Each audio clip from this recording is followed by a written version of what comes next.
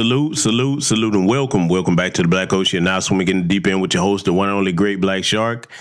Oh, yes, I told you, ladies and gentlemen, I was going to be covering part 2 of the David Lucas debacle. And what we're going to be reviewing here tonight, we're going to be listening and reviewing the commentary that was made by the, member of the Ghetto Boys, or a former member. I'm not sure if him and Scarface worked that out, but Willie D had David Lucas on his platform, and he, took him to task over that. But there's going to be some things I'm going to need to point out about that particular dialogue that they had. We're going to get deep off into that tonight. We're going to have a lot of ground to cover here. And, I had to go ahead and get on this because there's going to be some things about the David Lucas character, we'll refer to him as that a lot of people is going to put into context for you. If you didn't listen to that interview, a lot of it is going to make sense about why he has the mindset that he has. And we going to get deep off into that mindset because, see, it's something in our community that is really detrimental to the people, okay, especially at this critical juncture of our history in this nation as foundational Black American freedmen. So we're going to definitely dive into that, and it's going to help you understand the mindset a little bit more of these sambozos, because I'm going to call him what he is, in our community, okay? I'm not going to sugarcoat anything like I often do not. A lot of people tap dance around issues, beat around the bush. They can do what they want on their platform. We don't play them games over here. So, again, let me give my disclaimer. I should have said this at the beginning, but we're going to say it now. If you are an individual that worship celebrities, okay, if you are an individual where, okay, they're your heroes and you're the type of person where everything that a celebrity does, you idolize it, this ain't going to be the broadcast for you. This is not the channel for you. Please unsubscribe right now. I'm one of the few people that will tell you that up front. Certainly, look, if you are not about Black empowerment, if you're not about doing things as far as regarding staying on code with our people, if you're not about overall improvement of foundational Black American Freedmen Society or the global Black diaspora, this ain't a place for you. You don't have a home over here. See, I'm going to say it again because I want to be clear about my platform. I'm not one that sits around looking at view counts, likes, subscribers, all of that. This is a place for intelligent Black minds to congregate, come together, and learn. This is a classroom. This classroom is not for everybody, okay? Let me say this also, because I want to make sure I'm clear on this. Crystal clear. If you are an individual where your ears are so sensitive that the minute that you hear a Black person curse or some curse words, you ain't want to be over here either. We don't curse all the time over here, but sometimes I'm going to let it fly when it need to be, let loose, okay? Yeah, we grown folks over here, all right? So now, if you're the type of person that thinks that because somebody curses that means they have a limited vocabulary, they're not very intelligent, you better check my body of work. I can do either or both. Some people act like you can't chew gum and walk at the same time. So just letting it be known, that goes for whoever it's meant for, male, female, whoever you are, old, young, don't care. This platform is not a sugarcoating place, okay? That's part of the problem in our society. Yes, there's a time and a place for everything, but one of the weaknesses, and historically, if you really want to make the argument about a lot of our plight, is people sugarcoating things when you need to just tell it like it is. So now that we've gotten that bit of business out the way and everybody knows what the meat of tonight's subject matter will be, let me look over here and greet my esteemed guests join us in the chat room. Let me make sure I see you all. I see Patricia Slade in the building. The Sister Stun Z as well joining us. James, I see you. V Moss being the fabulous ladies. I have to brag on those. Awesome. Patricia Jenkins, the awesomely sweet and wise librarian, joining us over here. AT-Alien _007. Angelica Lana. Yeah, they messed up this time, Angelica Lana. They weren't supposed to send the notification. Nah, they gonna tighten up on that. They said, God damn it, we let one slip. Hey, so they'll have it back, Shadow Bed. Don't worry. They gonna stay on their job. We gonna stay on ours. That's all right, though. Salute to Mrs. L and salute to your husband as well. Hope y'all family is blessed. See Russell in the building. Welcome to you, my good brother Project Leroy over here. Bruce is joining us. Derek Parker. Let's see. I see Goddess Navi in the fabulous role. the genius, yes, I'm bragging on you, brother, the genius computer and beat maker CRU Reality. See that man if you want custom beats or a custom built computer from the ground up. That's the man to see. He will take great care of you. I wouldn't recommend him if I didn't know his work wasn't excellent. My good brother and comrade from the West Coast, Black Voltron Reloaded. Brother, I got to make time to reach out to you about something I'm planning on doing. I'm going to definitely try to hit you up after the broadcast if you're available. Let's see. My good sister and Lieutenant Tam Chan in the house. Welcome to you, sister. I hope all is well up there in the great white north of Canada with you. Let's see. Netterbug, Netta J in the building. What's going on? Foodophilia. What's going on, sister? I love that name. Sister, are you a chef? I don't know if I asked you that before, but something about that name tells me that you probably can cook. You know what I'm saying? Hey, I got to be nosy. Yeah, that name just made me want to ask. DSA1, welcome to you, good brother. Nate Nelson in the building. I see Yusuf Ali. Welcome, good brother. I hope I pronounced your name right. Forgive me if I mispronounced it. Son kissed by the Most High. Kevin Blackwell in here. And Kiko Hayes Sr. Welcome and salute to everybody that's joining us here tonight. So I think I've gotten my disclaimers out the way. And a bit of an announcement here. Some of you have probably seen this on my community tab, and you probably checked the live stream tab for upcoming broadcasts. I got to inform you that there's a new playlist in the playlist section of the channel. You see, family, before we go in on what we got to talk about here tonight, you know that GBS, Great Black Shark, your humble brother and servant over here, I usually stick to talking to our community about our issues and what we need to do to get ourselves together. But as with everything, the mayonnaise mutants just can't keep their little long, pale noses out of black folks. But what the nigger's talking about? That's right. What the nigger's talking about. So basically what happened, I had posted a short with Jesse Bonaventura on there. Now, see, Jesse, he told a little bit of truth, you know, about all music basically being derivative from black music, and boy, the mayonnaise mutants lost their minds. Oh my God! See, I knew you've been here all this time. Don't think I don't know that you's over here. I know you here. That's because you don't say nothing in the chat room because you know you'll get instantly blocked. Don't think I don't know that you're subscribed over here. I know it. See, you had a meltdown because it drew them out. Because see, truth is like sunlight to a vampire when you're talking to white supremacist mayo mutants. They don't like the truth. So they heard that. They're like, oh, I can't stand it. Get in there and tell these niggers that that's not true. Oh, it hurt their little feelings. And see what happened, family. Let me stop that voice. I'm going to rub it in because, see, my grand announcement is this. See, you should have learned to leave well enough alone because I'm going to tell you something. You better take a good look at this image on the screen. I got this nickname for a reason. Now that you decide to stick your nose in black people's business, fine. You wanted my attention during Black History Month. You about to get it. Ladies and gentlemen, we have a new series that will be debuting Monday on this channel called Children of the Chalk. And since they want to come over here and jump over in folks' business, I got something for you. We're going to dedicate some time to you. I don't know when this series may end. This may be an ongoing thing. I guarantee you, ladies and gentlemen, you better set your reminders in advance because what I have to show you, trust me, that's just going to be one episode of many. So be on the lookout for that. I'm going to give them exactly what they wanted. You're going to learn about coming over here with that. Because you only get one time to troll. The minute that you make a comment, you get blocked and deleted in that order. So, I hope you enjoy it. So now, that'll give them something to look forward to as well.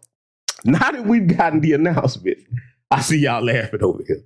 Now that we got the announcements out the way, this is what we're going to do. We're going to go ahead and get started reviewing this. And trust me, if you thought that what I went over, that shed some light on this big overgrown Sambo here, you ain't heard nothing yet. And see, let me say this again before we get started.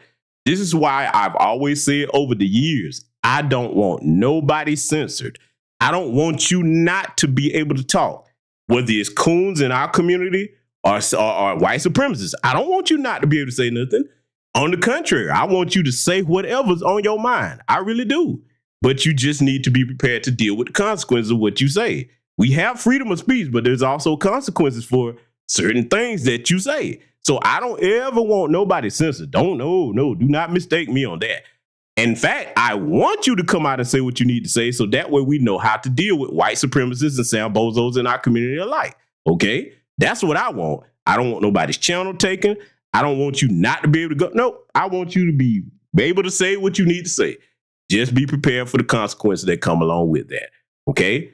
So, now that I've made myself clear about all these things here and the announcement, Children of the Chalk. Oh boy, that's boy. I'm gonna have fun with that. See, family, what y'all gonna see with that series? Y'all gonna see what happens when I decide to have fun with something that I'm well versed on. Oh boy, they see. You should have left there a few seconds. It was about a minute long, that YouTube short. Telling the truth. Okay, if you didn't like it, see. Let me say this before we get into what we about to review here. White supremacists, if you don't like something, there's plenty of other channels on YouTube for you to go and watch or whatever. Because if I don't like something, hey, I don't go to that channel. But see, this is why they do it, family. They think that they always have to come and try to lend their opinion to black folks. And unfortunately, a lot of black people think that just because one of them is talking that you owe them a back and forth exchange. No, you do not. I'm telling you my philosophy on that. If we talking to each other, get them out the mix. That means block, move on. If I'm talking to another black person, they go and interject when nobody sent for them, I'm going to take care of that problem and get you out the mix. You're going to learn about that coming over in certain black spaces because, see, don't get me wrong, and I'm not taking a shot at nobody. There's a lot of people that will entertain them like that. And it has its purposes if you're using that to teach people something. That's always good. I will always be a big proponent of using them to teach a lesson. But some of them have gotten so comfortable now where they think every black person with a platform is going to entertain them. Let me tell you something. I don't give two shits about your existence. I don't. And you ain't nothing you're going to be able to say to come over here and sow discord amongst my audience. Because see, let me show you some white supremacists. I'm going to show you something about my chat room. I got to do this, ladies and gentlemen. We're going to get a little bit of audience participation in here with the 51 people that I see so far and everybody else be joining us. Family, I'm going to ask you a question. Some of you have been subscribed to me for years. Some of you are new over here. Let me ask this question. Is there anything that a white supremacist can come over here and put in a comment section or try to type in a chat that's going to make you go, oh, you mean it's like that? You really? Because the white man said, oh, well, you know what? Thanks so much, white man. Is there anybody, can they put some comments over here to get any of you in the chat room to go along with anything they're saying? I look, white supremacists, watch this chat room now because, look, this is live. This is live. If there's somebody over here that's going to agree with you because you come over here with that goofy trolling, by the way, you don't have any scholarship behind nothing you say because when you ask them to back up something with a source or data, they can't do it. It's just on white and I say so. Take a good look at my chat room so that you understand the type of black people that I have over here in my audience. I say they're very intelligent, but don't listen to me. Look at what they're telling you.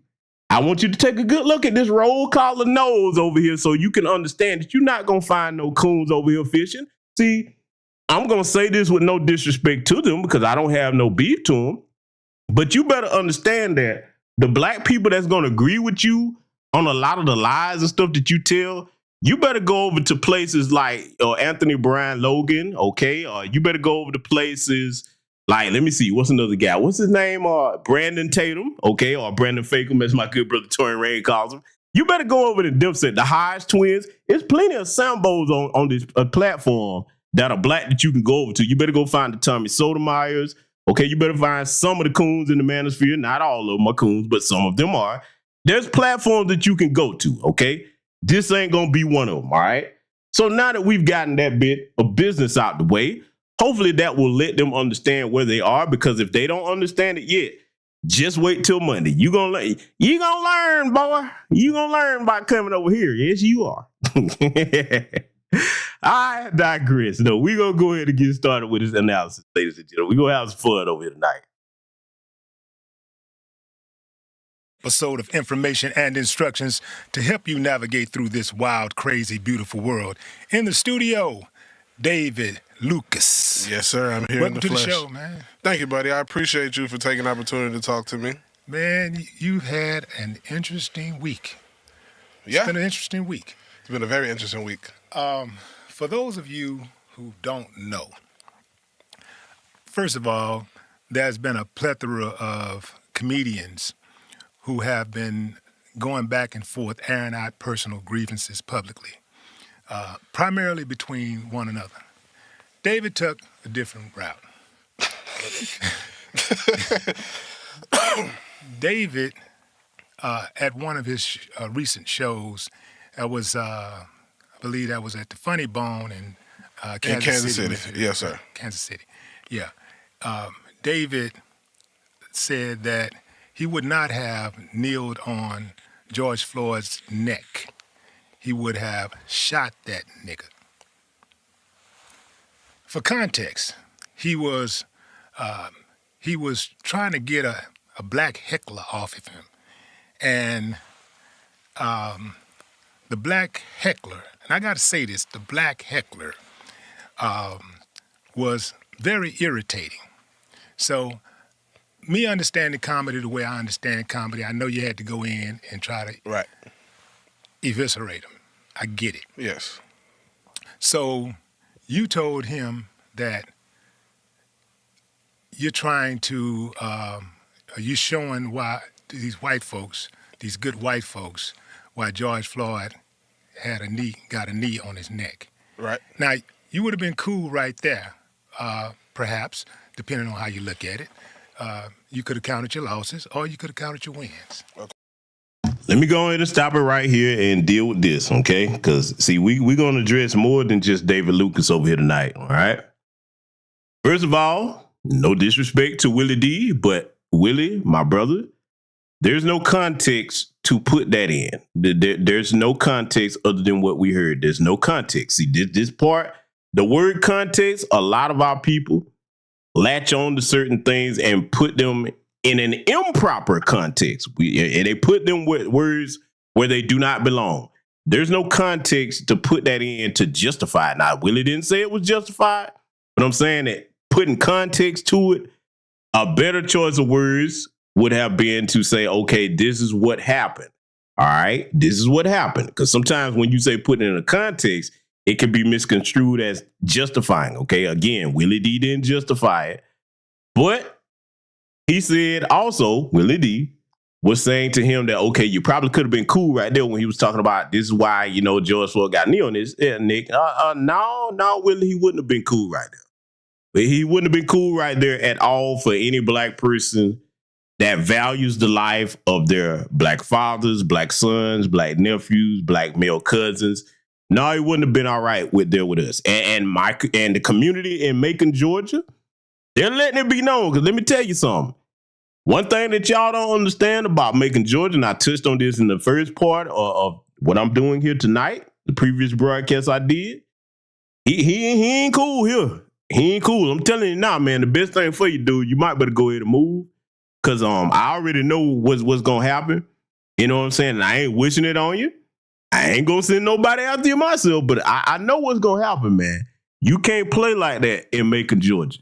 You and he should know that, too. You should know that. But see, I see why he did it. It's going to be later on in this broadcast. I ain't going to mention it now.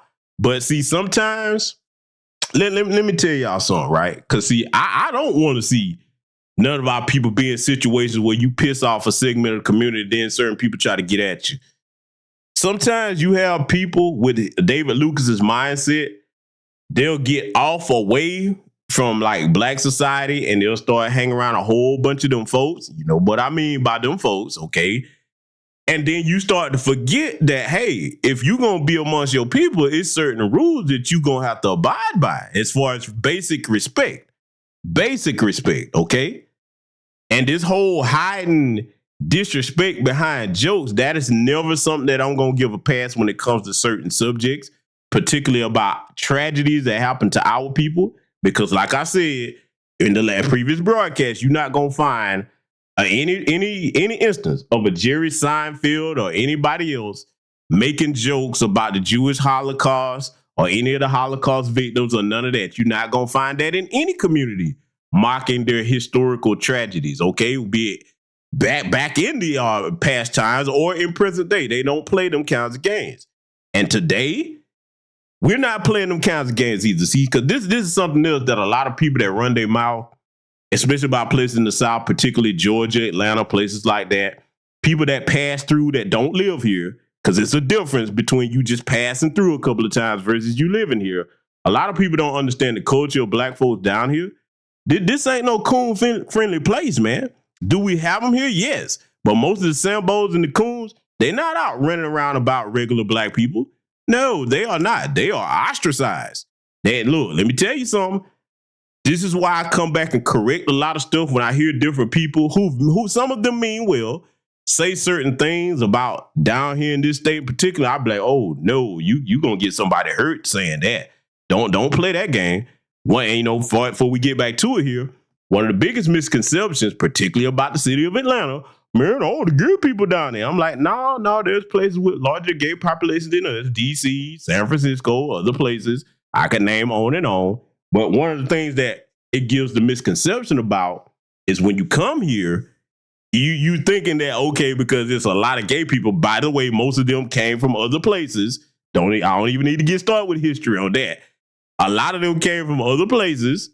And then you give people the misconception that people are soft over here. I'm like, oh, okay. You do that if you want to, because see, I'm gonna tell you something about some of them queens down here. You run up on one of them if you want to with the stupidity and see what happens to you. Look, I'm gonna tell you one of the worst things in the world. To me, one of the worst things in the world would be for some dude to come down here and start on one of them queens, and you think that you so hyper masculine, then that queen whoop your ass. Oh, good Lord, how you gonna live that down? That's a bad look. I'm like, listen, man, if folks ain't bothering you, leave people alone. But that's a whole nother broadcast for another day. My point is, Willie, there's no context to put it in. There's no, he would have been all right if he would have stopped right there. No, Willie, no. Let's get back to it.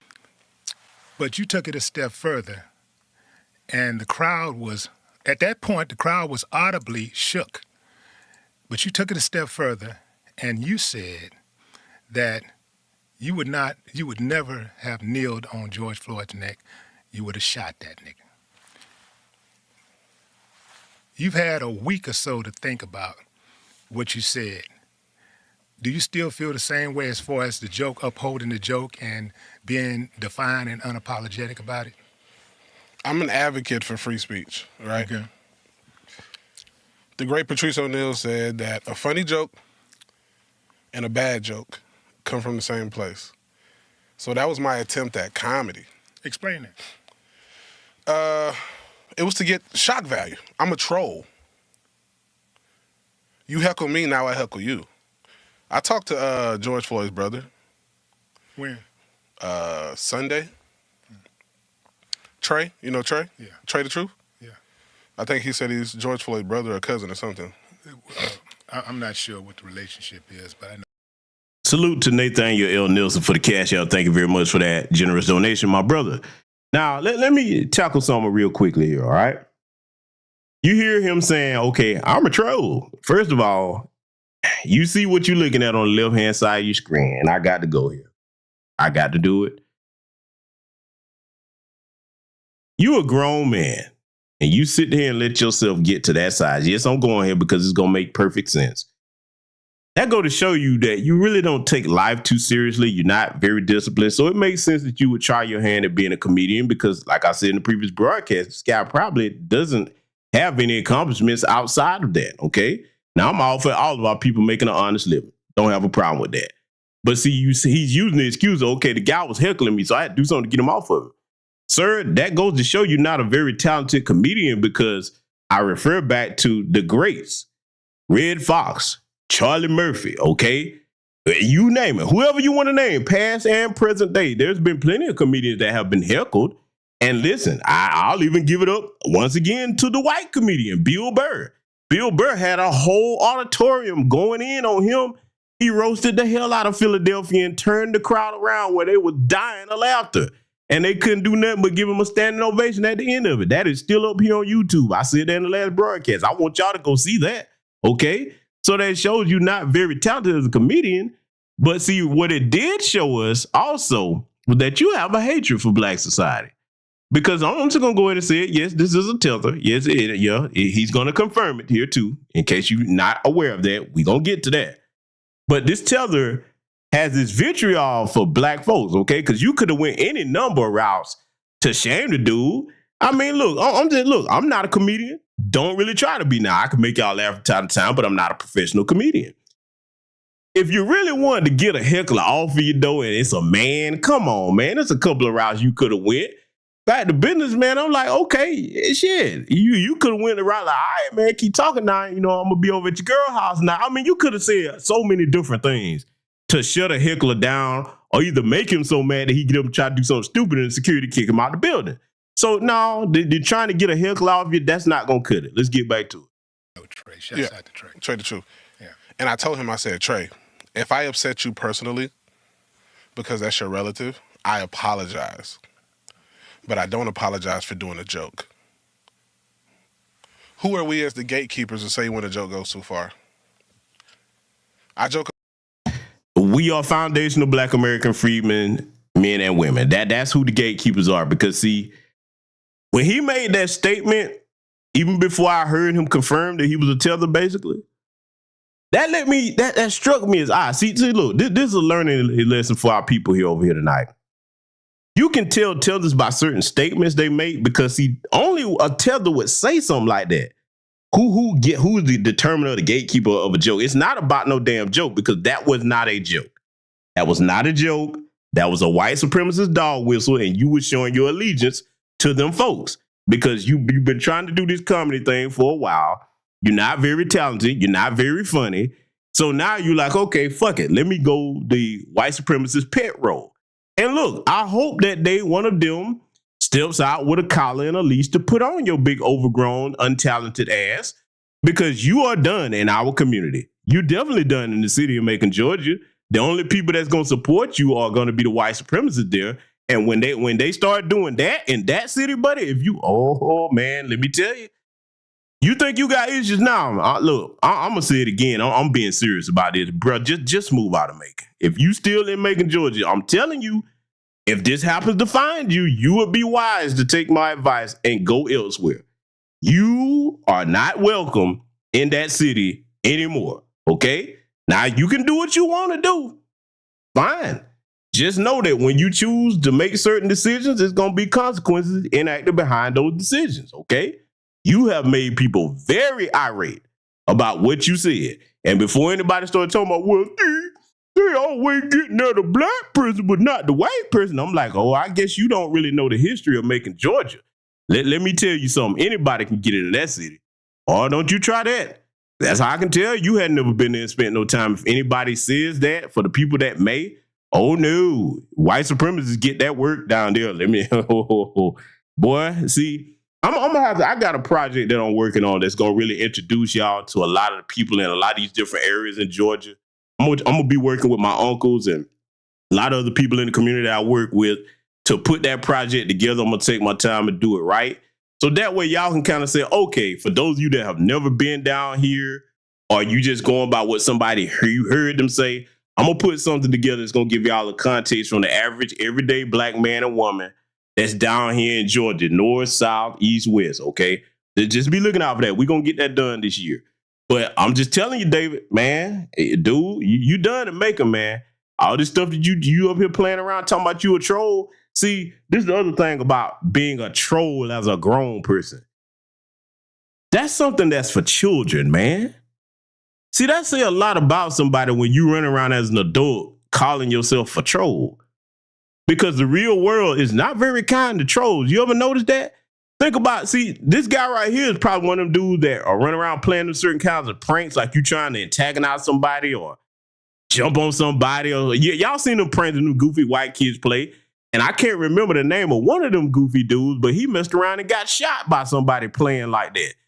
See, you better leave that trolling in its proper place. When you take trolling into the real world, it's always going to go bad. But hey, I don't know nothing. Life is a teacher. You'll learn one way or another. Usually the easy way or the hard way. Let's let it continue.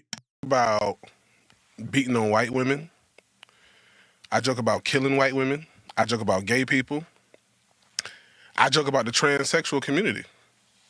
So the moment I apologize for a George Floyd joke, now I got to apologize for every other joke. So who Who in this situation is the gatekeeper to tell me you went too far or you didn't go far enough? Is it because I'm not famous? If Dave Chappelle would have said that joke, what would have happened? He might would have been a little wittier because he's been doing comedy longer than me, but it's all in the name of laughter, all in the name of free speech. And a lot of people say, you're pandering, you're doing this, you're doing that. How? Because I said a joke about a black guy in front of a majority white audience. Majority of my fan base is white. That's no secret. Black people, for some reason, have never liked my comedy because I'm different. And I don't go up there and talk about big dick, little dick, big pussy, big ass jokes. Those are not my jokes. My jokes are very cerebral. So if you come to my show, I might say a lot of crazy shit, but on your drive home, you're going to be thinking a lot. Now, let me go ahead and deal with that part that he said right there, because see, this broadcast right here is going to be very telling about his mindset. He insulted black folks by thinking that the only kind of jokes that you can tell black people is lowbrow comedy. If that was the case, nobody would laugh at what Dave Chappelle talks about, because we're not talking about whether you like him or agree with who he's married to or his political stance. We're talking just about comedy. So let me get that out the way for anybody listening to this live or recorded. Dave Chappelle is a very intelligent comedian. His jokes are very funny. Okay, there's plenty of other comedians that I could name that are not foundational Black American freedmen. And again, it's not about whether you like them personally. We're just talking about the profession of comedy. Godfrey, I will give him his props. That brother is very intelligent, very funny. Okay, now he said some stuff here or there that you know that I don't play, and I've taken him to task on that. But we're talking about in the context of funny, intelligent comedians. So this whole black people don't like my comedy. You can already tell that he's one of these cornballs that hangs around with the alt-right types, laughing at their nigga jokes and stuff like that, because he's the guy that when they say, hey, listen, I'm not racist, I've got black friends, they're talking about this con right here. That's who they're talking about, the David Lucases, okay? So that whole narrative like, well, black people are just too dumb to get my comedy, no, you can go ahead on with that. No. You got plenty of comedians out here, male and female, okay, that are intelligent enough to tell jokes that are about more than lowbrow type things, okay? There's some comedians that you can name, even some of the younger guys. They don't even tell them kinds of jokes. They get plenty of black support, okay? So you can go ahead on with that. You can go ahead on with that. You know what? Fact of business. Doggone it. Let me give my brother a shout out, okay? You know, I always been telling y'all to go over there and check out my good brother, Marcus. That's his stage name, okay? Good brother Marcus Smith. That brother is a very funny, very intelligent comedian. Now, he'll touch on subjects that are somewhat lowbrow here or there, but when he does it, it's done in an intelligent manner. And listen, let me tell you something. When I tell you to go check out somebody, don't take my word for it. You actually go investigate. You know what, GBS, I'm going to see what you're talking about. Go on over there and check out Marcus, all right? Listen to it. Go check him out from time to time when he does his broadcast, the mainstream. Man, listen, him, his cousin Chad, and his mother is very funny. Very funny. And look, let me tell you something, man. One thing I love about that brother's channel and his stream, that brother stay killing it with the wardrobe, bro. And, I like to see that, man. That shows our people in a different light from what David Lucas is talking about. And the brother Marcus is familiar with David Lucas, okay? But, like I said, I got to call him on this right here. I got to call David Lucas out on this because what he did was unacceptable. So this whole thing about black people are too stupid to understand your comedy, black people don't like my comedy. Now, which black people are you talking about, sir? Because black people are very diverse. We laugh at intelligent things and witty comedy because, see, if none of us got the joke on things that are outside the scope of the norm, then, you wouldn't have some of the comedians that I named being able to get large fan bases amongst our people. So now just go ahead and come on out and say that you was cooning for them folks, because that's what you were doing. But I hope you enjoy it, because you're going to find out what all come with that. Let's get back to it. I'm a very calculated and very cerebral person. Yeah, I'm an advocate for free speech, too. You told me that you were familiar with my music. And I get it. I get free speech.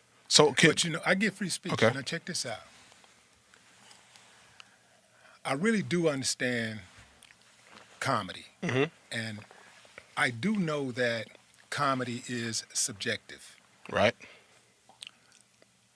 What's offensive to one person may not be offensive to another person. Exactly. So, having said that, when you start talking about telling jokes about black folks' pain in front of white folks, it hit different because white folks are the dominant group in this society that we occupy. So what if I make a food stamp joke? That could be painful for somebody. Yes, it could. Yes, it could. But the difference is that the food joke is for everybody. Food stamp joke is for everybody. Now, see, this is the part right here where you going to see how he and one thing I will give David Lucas credit on, he admitted that he was a troll. So now I want you to study how he starts trolling Willie D. And I don't know if Willie D really caught this. And look, this is no disrespect to you, Willie, but I don't think you caught that he was actually trolling you because, see, as soon as he said, well, I might make a food stamp joke, that might be offensive to somebody. What he did right then, family, was a false equivalency. That's nothing like you talking about kneeling on somebody's neck that was murdered by a white supremacist race soldier. That's you conflating two different issues. Now, I want you to listen to why I said that I don't think Willie D caught that, because what he's gonna say right here, you would have thought Willie would have said, hey man, whoa, that's just nowhere near the same thing. Why are you trying to engage in a bad faith discussion if we're supposed to be having a serious issue about what occurred on that stage? I want y'all to pick this up. Let's let it continue. Everybody's on welfare. In fact, most white people are on welfare. So more white people are on welfare than black people are. Yeah, I mean, I'm not trying. That wouldn't necessarily.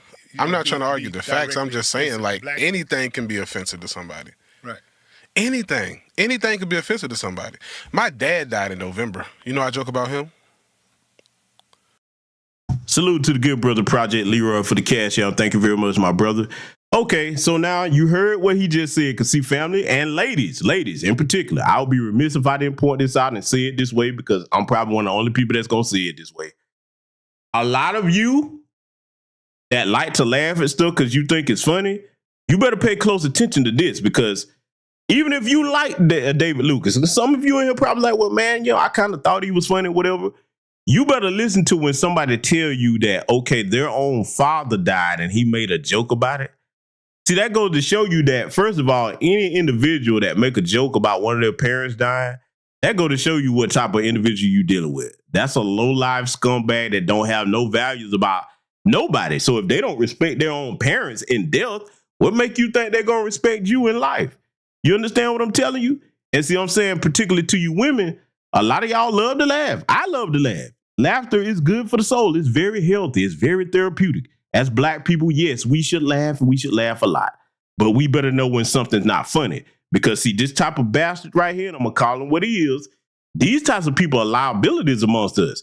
You don't play and joke about things like that. So something is already off with you if you talking about you making jokes about your father's passing. He's telling you right here that, hey, I don't give a fuck about me or my family. So I don't care about you. Let's let it continue. Why don't people say that's too far? Because it's your pain. But people are saying that George Floyd should be my pain as well. So how can I, if we collectively share this pain from George Floyd and you want me to feel his pain, why can't I talk about it? Because comedy is a coping mechanism. I became a comedian because I did not like to fight. I don't necessarily believe that George Floyd pain should be your pain. But what I'm speaking to is that. But I should relate to it, right? No, but I think that anybody can relate to having empathy. All of us should have a capacity to have empathy. I do have empathy. So when you think about making a joke about George Floyd, somebody who died, and it sparked an entire. He didn't just die. See, this is, look, and again, it's Willie's platform. He can describe on his platform whatever he want to. But see, I'm the type of foundational Black American freedman man that likes to put things in its proper context, air quotes.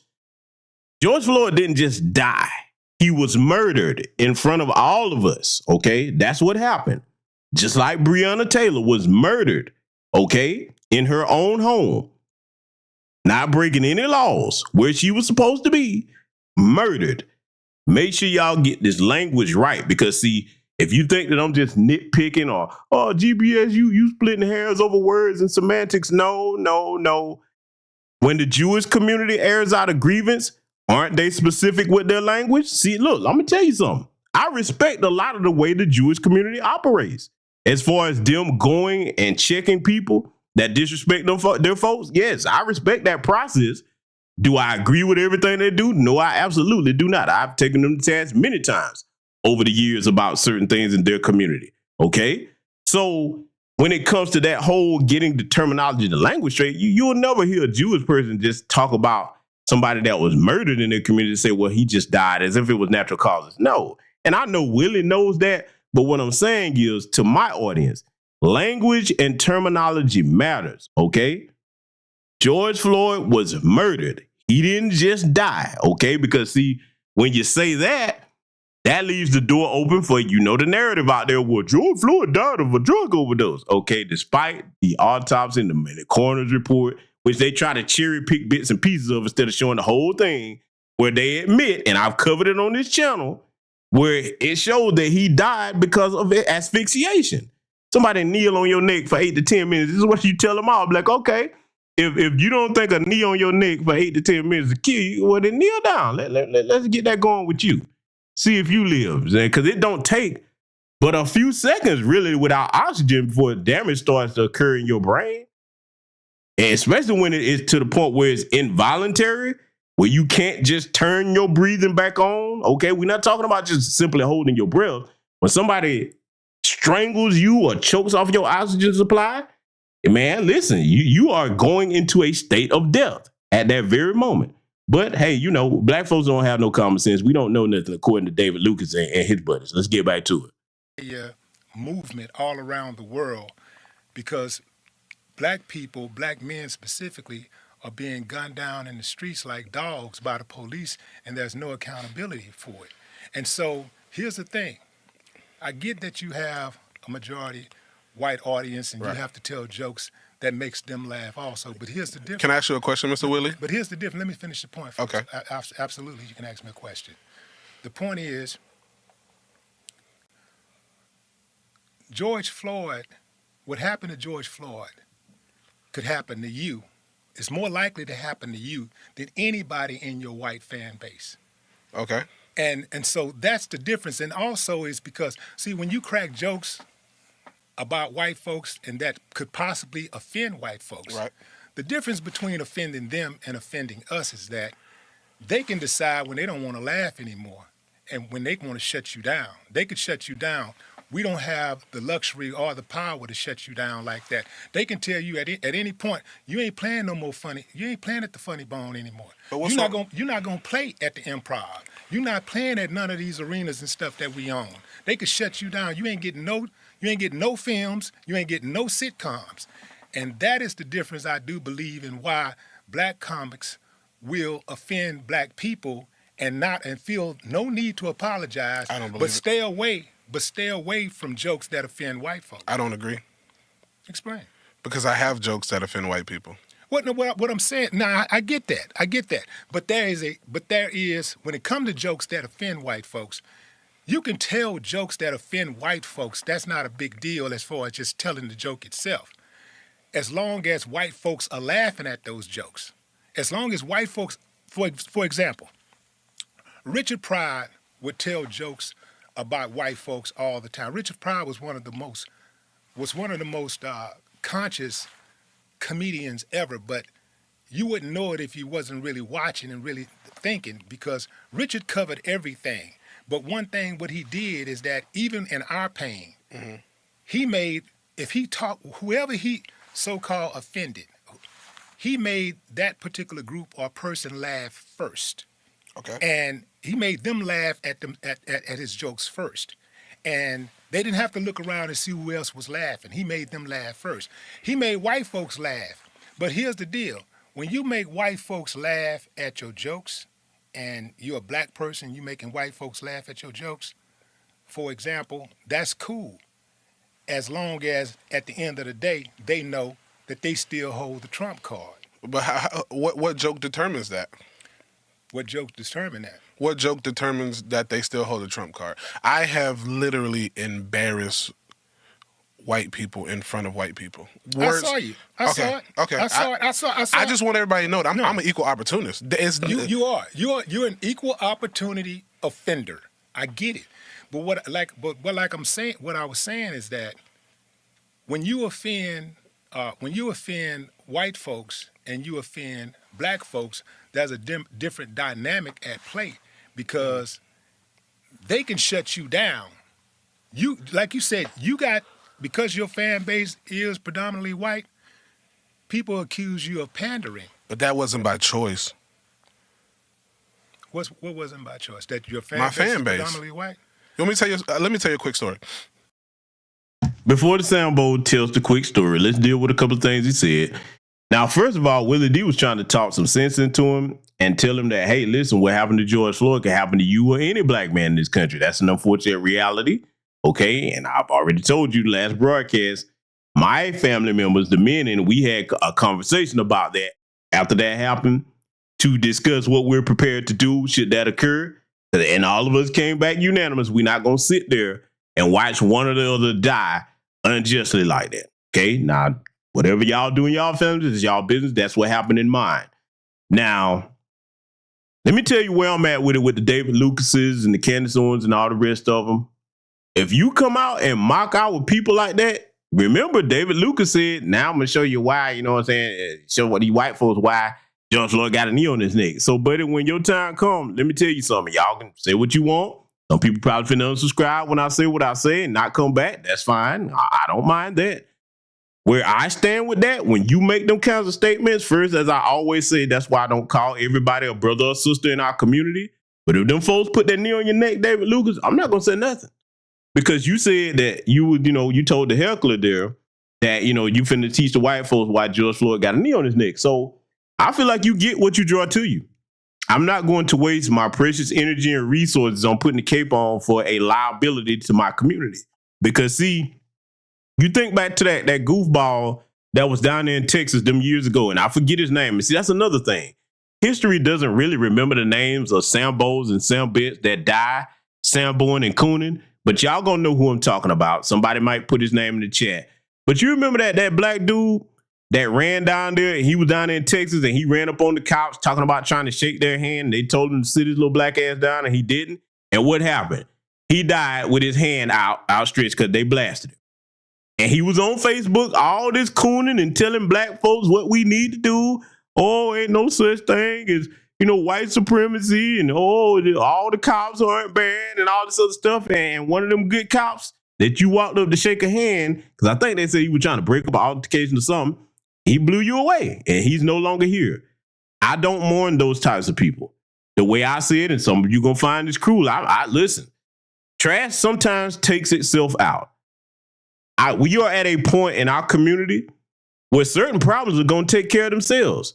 And I want everybody to listen to the sound of my voice to recognize when that's what you're looking at. Recognize when you're looking at some trash that's going to take itself out the community.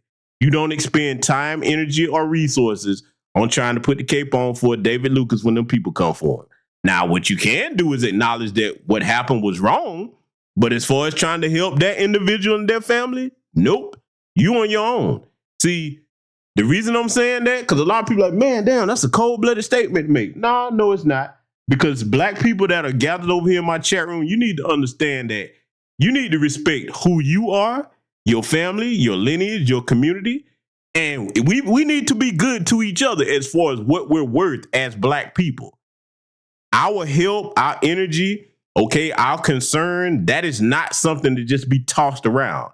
That's something that should be measured with careful discernment on who we lend that out to, even if they look like us. We judge you by your merit towards the community. That's where I stand with it. Each of you have to make up your own mind about that. Just let it continue. I moved to LA straight out of high school. I was 19 in a city where I didn't know nobody. Mm-hmm.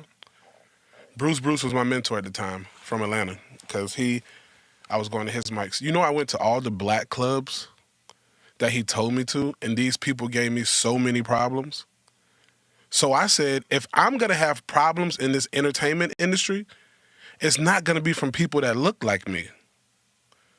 And we both can sit here and agree that if I go do a black room, I have to limit my subject matter, period. This comedy is...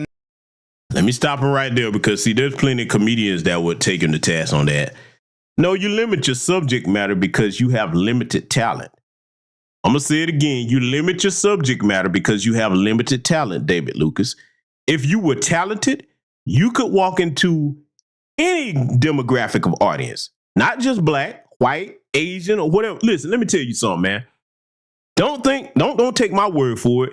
You look at some of the comedy greats today, and again, we're just talking about comedic level talent, not about whether you like them, who they married to, none of that. I already named Dave Chappelle. Who in here gonna tell me Cat Williams ain't funny? That man can go make anybody laugh. You know why? Because Cat is a very intelligent comedian, and a lot of people overlook that comedy is actually an art form. It's a craft that you have to work on, just like acting, just like playing sports. You have to hone your craft. And if you're very good at comedy, you can make anyone anywhere laugh. Let me tell you something, man. I frequent certain comedy shows from time to time. There are comedians that can go international and make people laugh that don't even speak our language. That's how you know you talented. You understand? So no, David Lucas, you limit your subject matter because you have limited talent. Let's let it continue. Not about colors.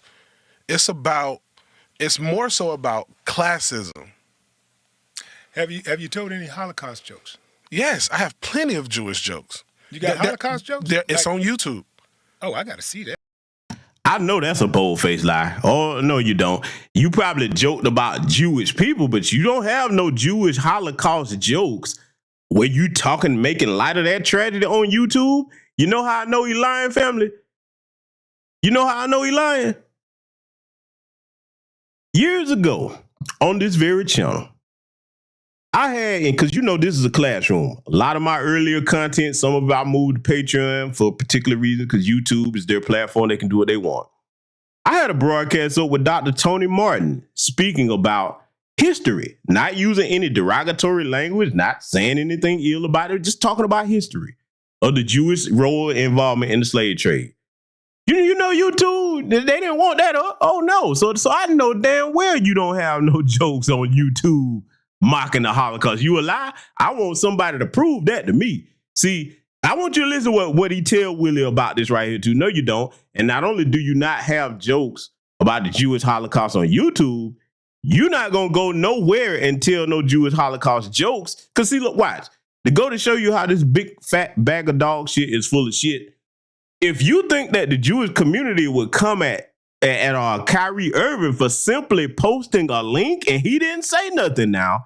See, we living in a time period where it's very easy to quantify whether somebody's telling the truth or they're telling a lie. If the Jewish community came at Kyrie Irving for posting a link to a documentary without giving an endorsement or saying anything, you really think they're not going to come at this big, fat, talentless loser for making actual jokes about the Holocaust? Man, the ADL will be all over your big, chubby, talentless ass. No, you don't. Yeah, I guarantee I want to see that footage where you telling Jewish Holocaust jokes. No. Because them folks will shut you down. Yes, they will. Nah, I call cap on that until I see it.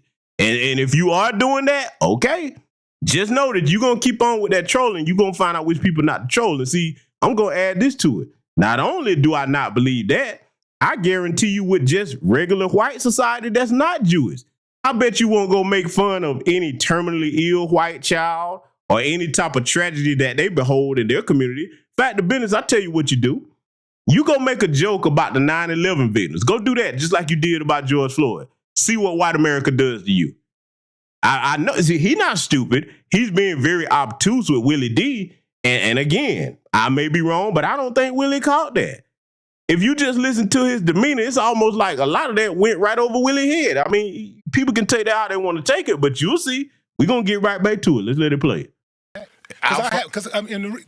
The reason why I asked, because a lot of black comedians that I know that will talk about slavery, They have yet to tell a Holocaust joke. Yes, sir. I have a Jewish joke. I want to hear that. I will find it. I roast battled a guy, and I made a Jewish reference when I roast battled him. What's the joke? This is like 7. I'll find it before the end of the episode, but I will find it for you. This was like 7 years ago. It's on YouTube. You don't remember the joke? I mean, it's been 7 years, but I will find it. But a Holocaust joke, that's something that seemed like. Well, it wasn't a Holocaust joke. It was a joke against Jewish people. Well, that's different. That's. I mean, it's this. No. That's. See what I mean about him tap dancing and being willfully obtuse with Willie, and he seemed like Willie called it out. But I'm just saying, to sit there and let somebody play. See, look, I don't have the patience to let somebody play with me like that. I get it. This is an interview that he conducted with him. But I would not allow him to be obtuse like that and be conflating subjects. Saying a joke about Jewish people and joking about the Holocaust are two vastly different things. And I was like, listen, man, you're not going to play in my face on my platform. You know, I mean, y'all going to be the judges, man. I'm going to let y'all listen to it, and you tell me or not whether some of this went over Willie's head. Let's get back to it. Different because you're talking about. But we're talking about an event versus an individual. I didn't make. You're I talking didn't. about I didn't. people. You're talking about.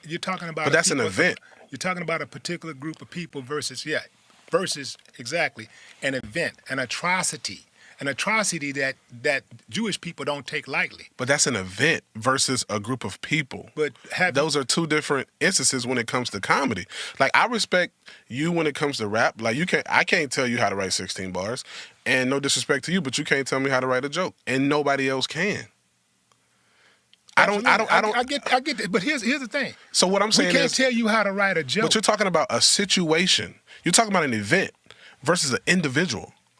I didn't. So if we had to compare, it would be, David made a civil rights joke about the civil rights movement, because if we're talking about events, that's equivalent to the Holocaust. Not in the same dynamic as to what happened, but I'm saying an event, whereas we're talking about an individual, right?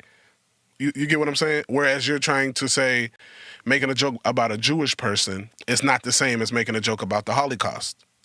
And what I'm saying is, I didn't make any jokes about an event pertaining to black people. Actually, you did, you big stupid son of a bitch. You did, because what happened to George Floyd was just caught on camera. There have been many events like that involving racism and white supremacy and these race soldiers, okay, or deputized race soldiers, like what happened to our brother Ahmaud Arbery, okay, here in Georgia, in southern Georgia, all right? We can go on to Tamir Rice. We can go with the white supremacist adjacent community. Look what happened to Trayvon Martin. I mean, look, we'll be here all night naming. I already referenced Breonna Taylor.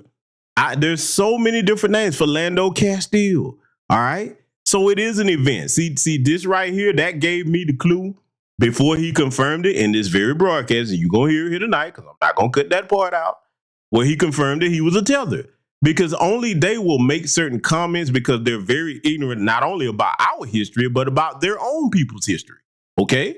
So it's like, see, if you're one of us, meaning a foundational Black American freedman lineage, all right? It's certain things that you know that we don't play games about. Just like we don't have an open pedophile culture here. We don't think about it, family. Right now, I'm pretty sure I got black men and women in here from all walks of life, all different professions. I guarantee you one thing that I'm going to say, no matter whether you here in America or you outside listen to us, because there's people over here listening from other countries. I guarantee you one thing that none of us will find funny is joking about raping or any type of, harm towards kids or pedophilia. That's stuff we don't laugh at. You know what community does laugh at that? Them folks. They think stuff like that is funny. We don't laugh at stuff like that, because if somebody came around us playing like that, we would look like, what the hell is wrong with you? I'm going to go here, and this is going to make a lot of people mad. This is one reason why many of us don't really listen to no Eminem, especially his early stuff. Oh, I'm going there. Oh, yes, I am. Oh, yes, I am. You listen to some of that boy's lyrics and stuff. Man, listen, dude, you know what? I wish I would have included that. I'm probably going to put that on the community tab to make a point after this broadcast is over. But there's a reason. Look, we don't joke about killing our parents and all kind of degenerate stuff like that. That's them people's culture.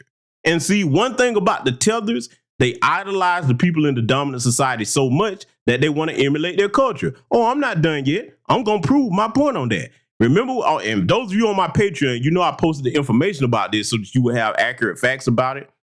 A lot of y'all are familiar with the Pimp A the Fraud character. If you look on social media in certain spaces, you see continental Africans mostly using that same symbol. Some of them know what it means. Some of them don't. You know why they do it? Because they latch on to anything that they see white people doing because they idolize them people so much. Yes, I got to tell the truth. A lot of them, and look, some of them, when you educate them on that, you be like, hey, man, do you know what this means? And some will listen. Others, they already know what it means. Because see, think about it.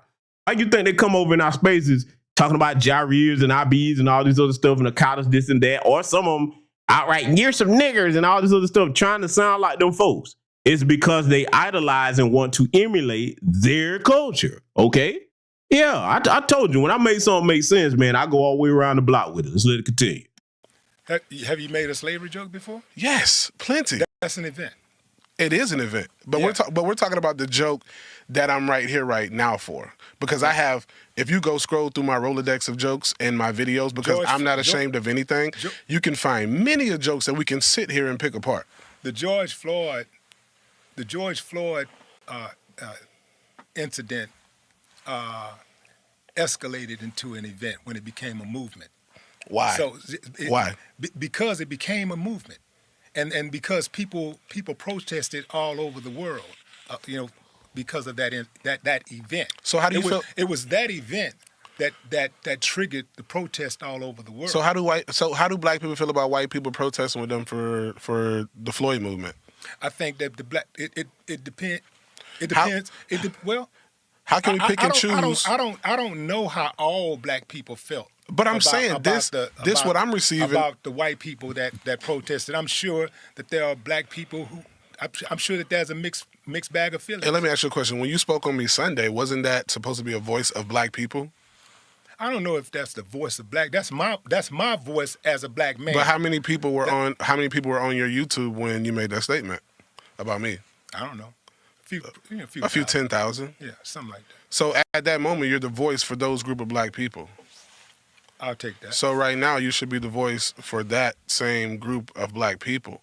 So how do you feel being the voice for a few 10,000 black people? How do you feel with having white people?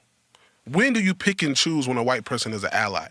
Because how can you say the people at my show were not allies? What makes them an ally? When they clearly are an ally, when you're helping and not hurting, when you're sitting. What's helping? Well, I can tell you what's not helping. When you're sitting in an audience and you're listening to a comedian on stage, making fun at a people's pain, and you're laughing and you're cracking, you just busting your guts laughing about it. Yeah, that's hurting. Those are not allies. What if they don't want to waste their money? But you can't tell me somebody that was pretty good. But you can't tell me that somebody that's laughing at that man's pain or those people's pain is an ally. Have you watched the full video, sir? I did. So did you see at the end that, towards the end, that a couple of the guys from the table fist bumped me and they didn't want to leave, but they only had to leave because they were all riding together? Yeah, that was pressure. There's always going to be a sambo that co-sign this type of fuckery because, see, every male in our community is not a man. And then we don't know what lineage that one that gave him the fist bump was of. Okay, we got to go there. Listen. That question, where your family from, we should have been asking that question a long time ago. Because, see, that helps get to the bottom of a lot of confusion and off-code behavior in our community. Yes, we have off-code behavior in our lineage, but a lot of this outlandish, outrageous stuff, y'all know, and I still have this up on my channel. A couple years back, you remember where I covered, this was in New York, up there, we already know the demographics up there in New York, a lot of Caribbean tellers, okay. Remember I covered that story where that dude hit that little girl with that skateboard in the face and everybody just standing around laughing. I said, oh, I know these ain't our people. Because we don't sit around and play games like that. Everybody would have been on his ass.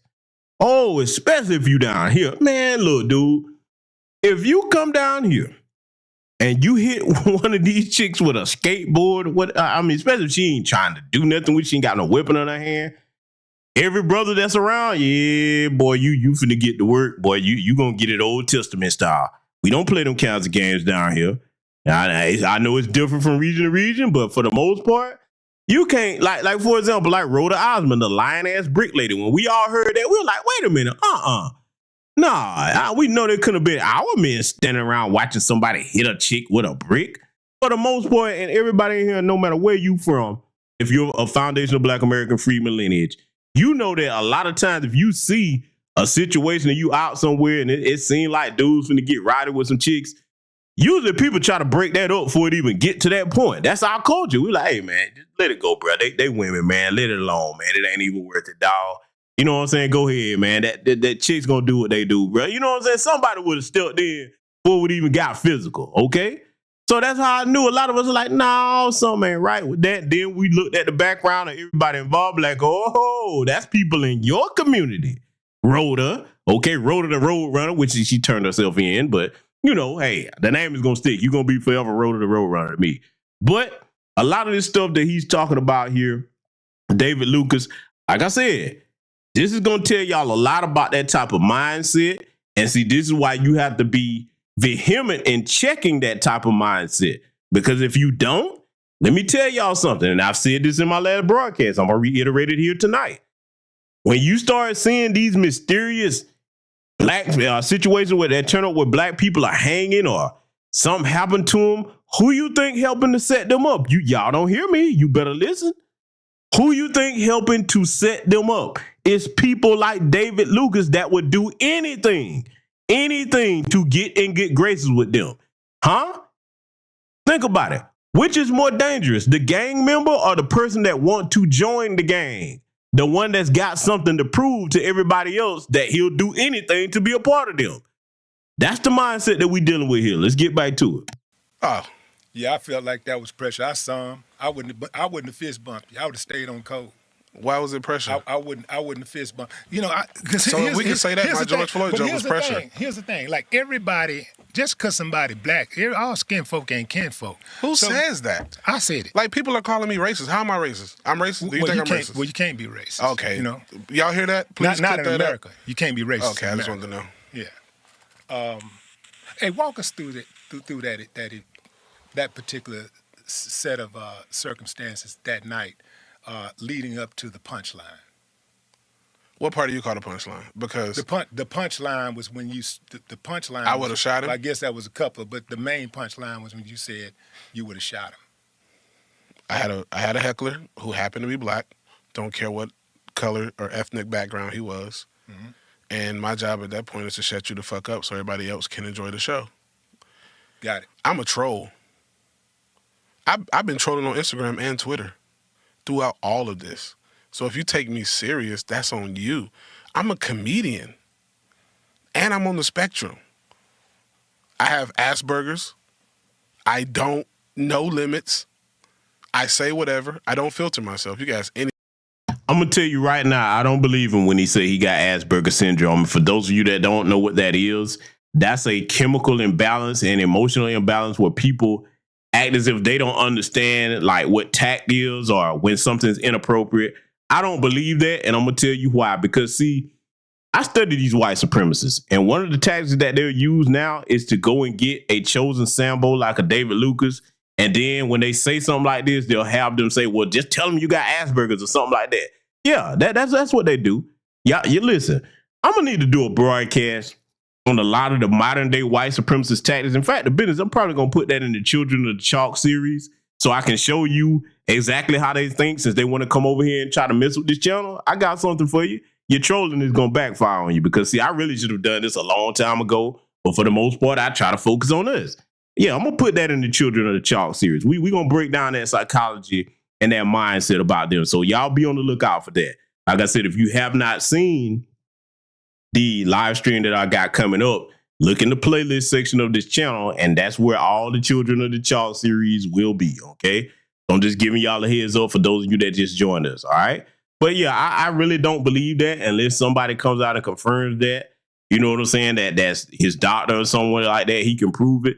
I don't believe that. That's just an excuse for you to come out and say that, and then people are supposed to give you a pass. But let me go ahead and say that. Let's just say you do have it. that still don't give you a pass because you still know right from wrong. See, it would be one thing if he was making jokes about everybody's tragedy and then he could come out and say, well, I got Asperger's. I don't know no better. No, you're not doing that. You know why? Because that's just like people that proclaim themselves to be crazy, but they have sense enough not to do certain things to harm themselves. Oh, yeah, he got plenty of sense. So now I don't buy it. I do not buy it. Let's get back to it. Everybody in my life. I say my whole life, I've been getting ass whoopings for saying whatever.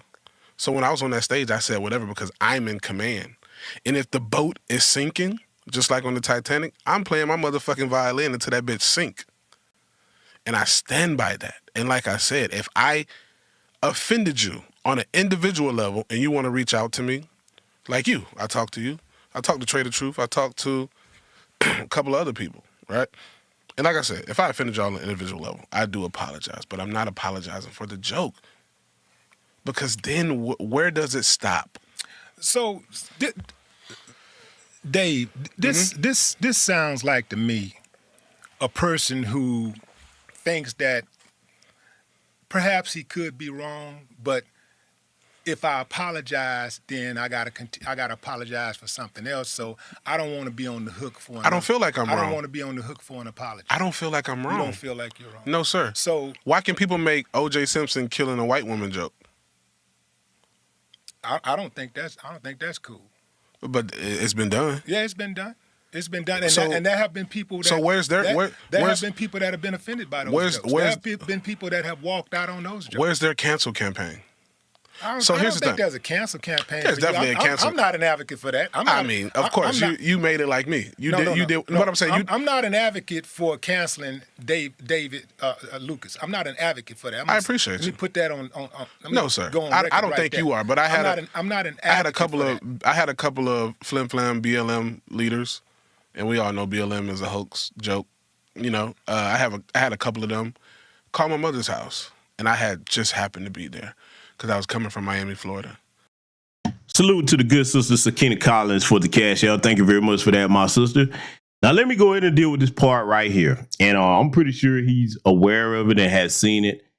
What he did, he tried to, pretty much be passive aggressive. He was talking about Sir Major. And that's who he was talking about. And those of you that are aware of, Sir Major got down on his ass, pulled down on his bumper.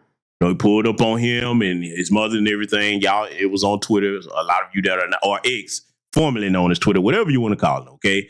There was an X space done about it, so he called it himself trying to take a shot at him. Let me tell y'all something about me, all right?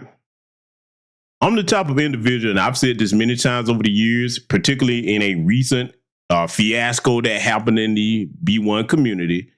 I'm the type of individual where if I got something to say about somebody, I'm going to call your name. If I really got a grievance with you, you're going to know who I'm talking about. I don't do the passive aggressive thing. So anytime that I'm made abreast of somebody that's mentioning, me, I'm just saying for myself, and Sir Major will deal with that however he chooses to deal with it. I don't know what that brother's going to do about it.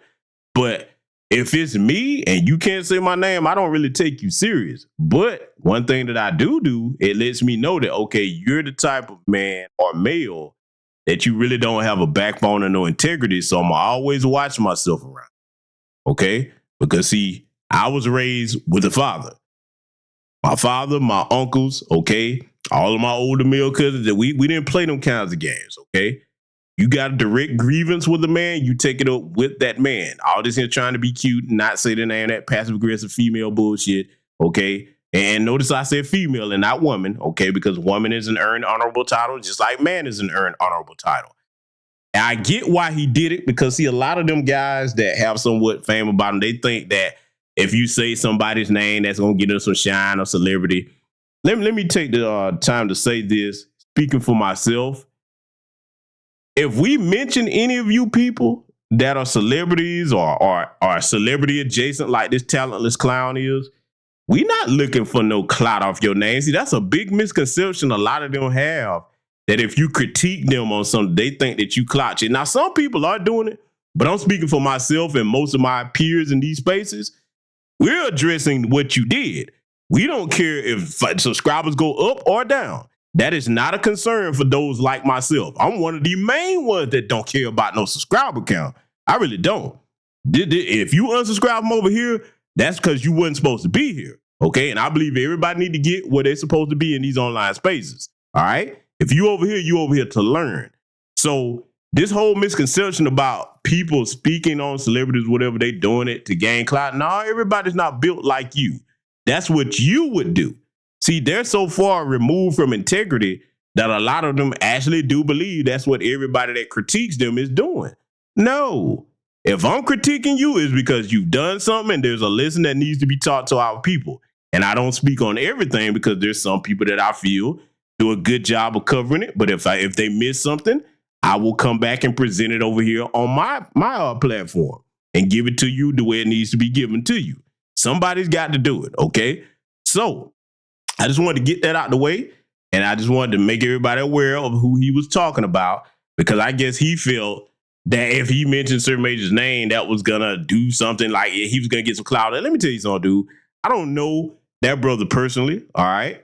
I've heard a lot of controversial things and statements made about him, but he don't need no clout off of you, David Lucas, because for those that don't know, actually, Sir Major was and you can go and look this up. He was in an episode of American Horror Story, if not a season, if I'm not mistaken. So no, he don't need no clout off you. I will say that, and that's not to co-sign everything Sir Major does, good, bad, right, or wrong. I'm just making that point. So that's something I'm gonna be dealing with too, in this year, making sure that a lot of these people are understood that, when somebody critiques you, it's not because they're trying to trade off your name or something. If you do something goofy in the community and it falls across our decks, we're gonna cover it. Okay, we're gonna cover it. But don't worry, like I said, 2024 is going to be full of a lot of things over here on this broadcast. It's going to shock a lot of people, and it's going to educate a lot of people at the same time. Let's let it continue. And that really upset me. Call me. I'll put my number on whatever, Twitter. Call me. Leave my mom out of it. My mom's old. I retired my mama 3 years ago. Right? Yeah. Comedy's doing well for me, and I will continue to support my family with that. And y'all are talking about cancel me when I have 2 black daughters and a black mother, and I take care of probably like 12 people, right? But y'all talking about cancel me. So if you cancel me, what y'all want me to do? Sell drugs, rob and steal? And which one of those is doing more harm to our community? My George Floyd joke, or me out there robbing, stealing, and selling drugs and destroying more young minds? It's the same thing, Sambo, because you putting a target on the backs of black people. See, white supremacy, and again, this is a tether because, he claims he's on the spectrum. Either way, you're not getting a pass for what you did, okay? People in Macon gonna make sure you understand that, and I'm saying it again. If you are wise, you will not stay there. You don't have to listen to me. They'll teach you better than I can tell you.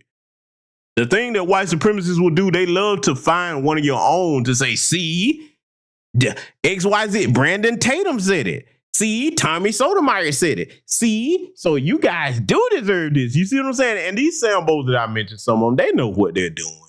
They know what they're doing because that is for them, being able to be a pet up under white supremacy, that means the world to them, okay? So now it is the same thing. You too ignorant to understand that, but don't worry, David. There's a lesson that you're going to learn that we've been saying in these new black media spaces for a time immemorial now. When white supremacy is done with its tools, they always break them. You're not going to be the last intact tool that they use. Your time is coming. And when it does, you better make damn sure that you made all the right white connections over there on that side of the fence, because you're going to need every last one of them. You won't find any help over here in this community. Let it continue. I think 2 things could be true at once. So what 2 things are true at once, sir? I think that anybody that's out there robbing, stealing, and killing is detrimental, and I think that a comedian that throws his people under the bus is detrimental. I think that in that particular instance, and my opinion is that you threw your people under the bus. Did any of your rap lyrics throw people under the bus? For the sake of appeasing, appealing to who your says white that? I just said it. But I'm saying, how can you say that? I opened my mouth. No. I'm saying that I get the physical aspect of you saying, oh shit. I want you to notice how he tried to pull that whataboutism with Willie D. Did y'all catch that? Did any of your rap lyrics throw people on the bus? Now listen, last time I checked, Willie D didn't have no songs joking about black people's pain like you did. Again, conflating two different things. I'm surprised Willie didn't tear him up on that. You know what I'm saying? But like I said, he had his chosen way or he was going to conduct the interview. I understand that. But that whole sitting there allowing him to be willfully obtuse and plant. See, let me tell y'all something, man. I'm a Gen Xer from the South. I don't believe in having nobody sit and play in my face like that. Not no grown person, especially no man. I don't have the patience for that. You're not going to sit here and play in my face. Now, we're going to have an adult conversation about any given issue. We can do that. But you're not going to have me being the adult and you approaching the situation like a damn child. We may as well not have a conversation if that's what you're going to do.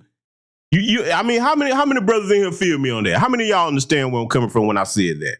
If you're going to get to the bottom of something and you're going to have a good faith adult conversation, don't come to the table playing. See, that's something we notorious for down in the South, especially Georgia men. We don't play them kinds of games. You're not going to sit down with us when it's time to talk business and you be playing like a big overgrown kid. No, you're not on a stage as a comedian. You sitting down having a man-to-man discussion. But see, you got to understand something. A male-to-man discussion is not going to be the same as a man-to-man discussion. I'm going to say it again. A male-to-man discussion is not the same as a man-to-man discussion. Grown men sit down and discuss things without playing games.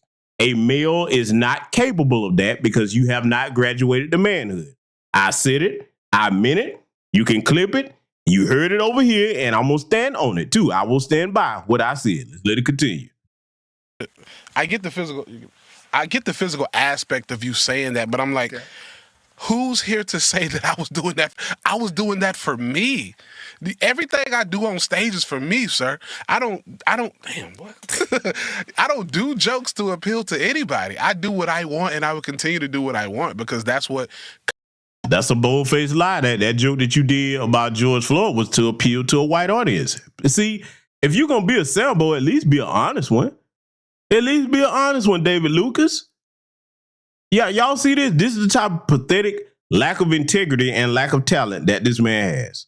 Comedy and free speech is about. And I'll live and die on that hill. Like, let me ask you, do you regret any of your rap lyrics? Yeah. Are you going to be apologetic for it? Yeah, I have been. Why? At that moment, it meant something to you to say that. Yeah, but here's the thing: when you know better, you do better. So I'm not. I've only been headlining for 2 years. But you know you're smarter than most people though. So you got there's a shorter curve for you. Yeah. Thank you for acknowledging. Yeah. So yeah. I mean, trust me, bro. I mean, look. Here's the thing. Like, obviously, you know, you're a grown man. You live in a free country. You're free to say yes, sir. Whatever you want to say yes, sir. About anything you want to say. Mm-hmm. You know, speak on. But just as you have the right to say whatever you want to say, we have the right to oppose what you have to say. Do you oppose these new rappers? Huh? Do you oppose some these? of them I do. Some of them are great. You seen how disrespectful these young people are? Yeah, well, some of them I oppose. Some of them, let me put it like this. Mm-hmm. For some of them, what they say, I oppose. I don't oppose it because it's free. I want y'all to keep in mind, I got to bring this up again. I want y'all to keep in mind the tactics that David Lucas is using. This is how you can tell that he hangs around a bunch of anti-black racists, okay, that are white supremacists. He's using their troll tactic of when you're talking about one particular thing, they keep trying to change the subject. I'm surprised that Willie didn't say, hey, man, we talking about what you did. We're not talking about rappers. We're not talking about me. We're here to address what you did. You're not going to flip the situation and start the whataboutism. See, if you listen to them long enough and you study who they emulate and idolize, you can see it. You can be like, oh, okay, I already know what crowd that you come from. Because those are the same tactics that they use. Y'all see how I'm threading that needle for your family? I'm doing that particularly for our young black listeners that are listening to this broadcast over here tonight. Pay close attention to how he keeps doing that and trying to keep Willie on his heels. Fact of business, I need to, you know what? I need to take the time and break down that Karl Rove troll strategy, the conservative strategist Karl Rove. Those talking points and those tactics, that's the same playbook. So now When I see that anytime, I'm like, oh yeah, I already see, I can tell. It's a dead giveaway. See, this is the good thing about the era that we're in and this hour of our history that we're in right now. They don't have any new tricks to throw at us. To a studious black person that has paid attention to history and see how that correlates to present day, they don't have any new tricks to throw at us, family. They don't.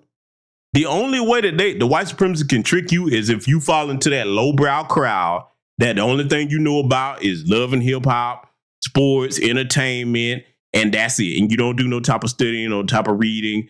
Anything that's involving education, or you can't stand to be around that. If you in that particular crowd, oh, they got you. You done. You done. And listen, maybe that's your lot in life to be done. Everybody ain't gonna make it. I've come to terms with that. I accept it. I get it. Everybody's not gonna make it. Everybody shouldn't make it. So if that's you, hey, cool, no problem. You know what I said? Always let them go first. Okay, make sure that when their time comes, make sure they're way over there and you as far away from them as you can be. Making sure that you getting prepared to do what you need to do to take care of your family. Because I'm gonna tell y'all something, man. Where we at right now, unless you're a younger person that needs to be taught, don't waste your time trying to educate grown adults on certain things that they should know better. Sitting up there like this big goofy troll right here talking about, he's sitting up here being willfully obtuse with Willie this whole interview. Nah, man, you don't waste time with people like that. They're gonna learn the hard way. The only thing you need to make sure is when their time comes, you're not nowhere around them. Let's continue. Speech. I oppose some of the things they say. Yeah, but there's a such thing. But don't try to cancel the funny guy. But I'm not trying. Not you, but I'm just saying in general. Yeah. Like, don't try to limit what we have to say. Yeah, but so here's. Have you ever had a joke, a thought of a joke, and you said, "That's funny, but that's a little too far"? No. You never did that. Why? Why would I stop my creative process? So that's gonna be more of this type of shit happening with you. Possibly. Yeah. Okay. Possibly. Okay.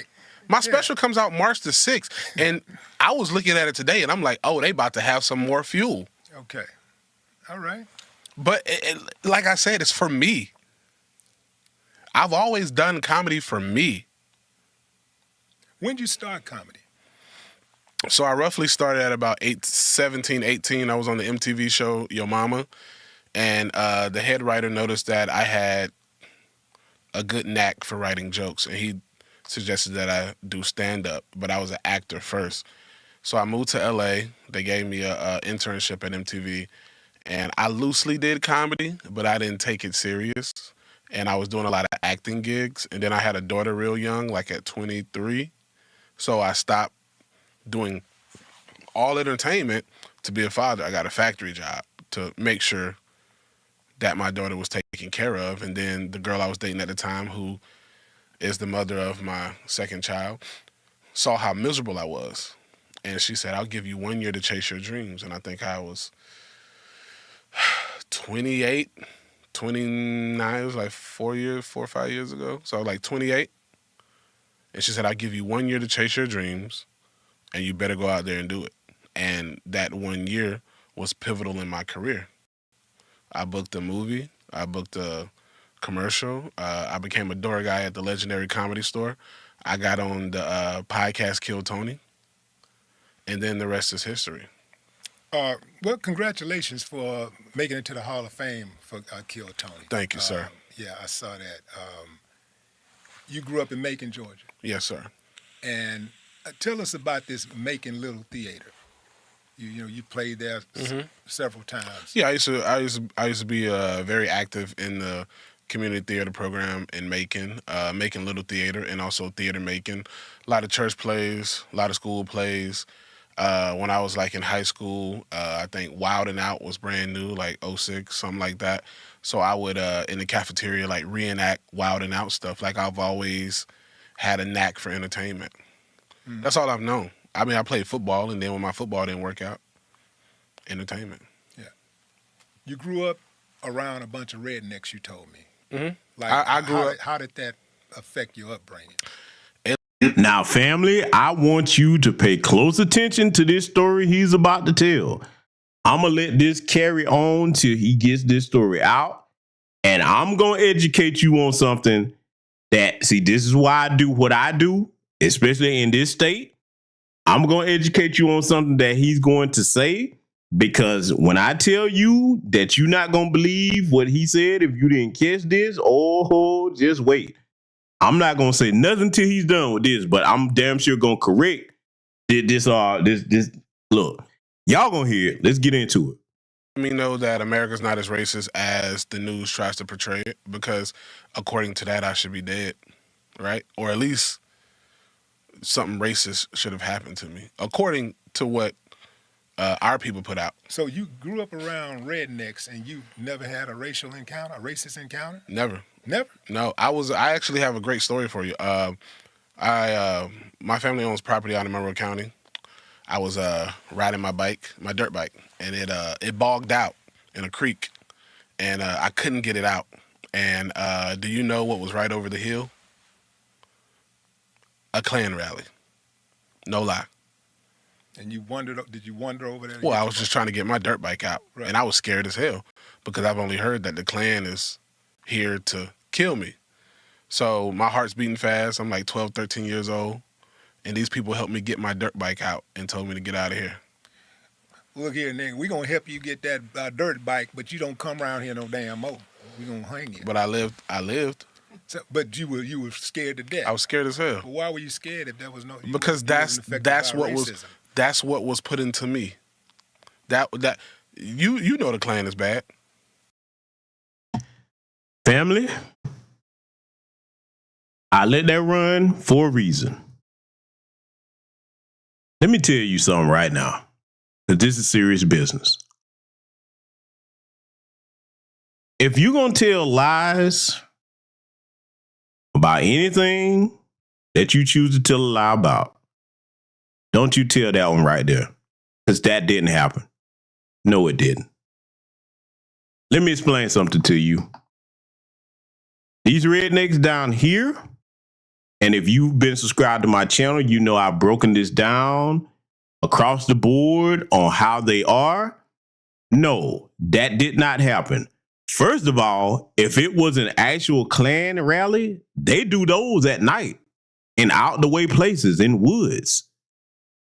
I know you wouldn't ride no bike around at night, but let's just go here. Had you stumbled across an actual Klan rally, a little black boy by himself, you wouldn't have made it back.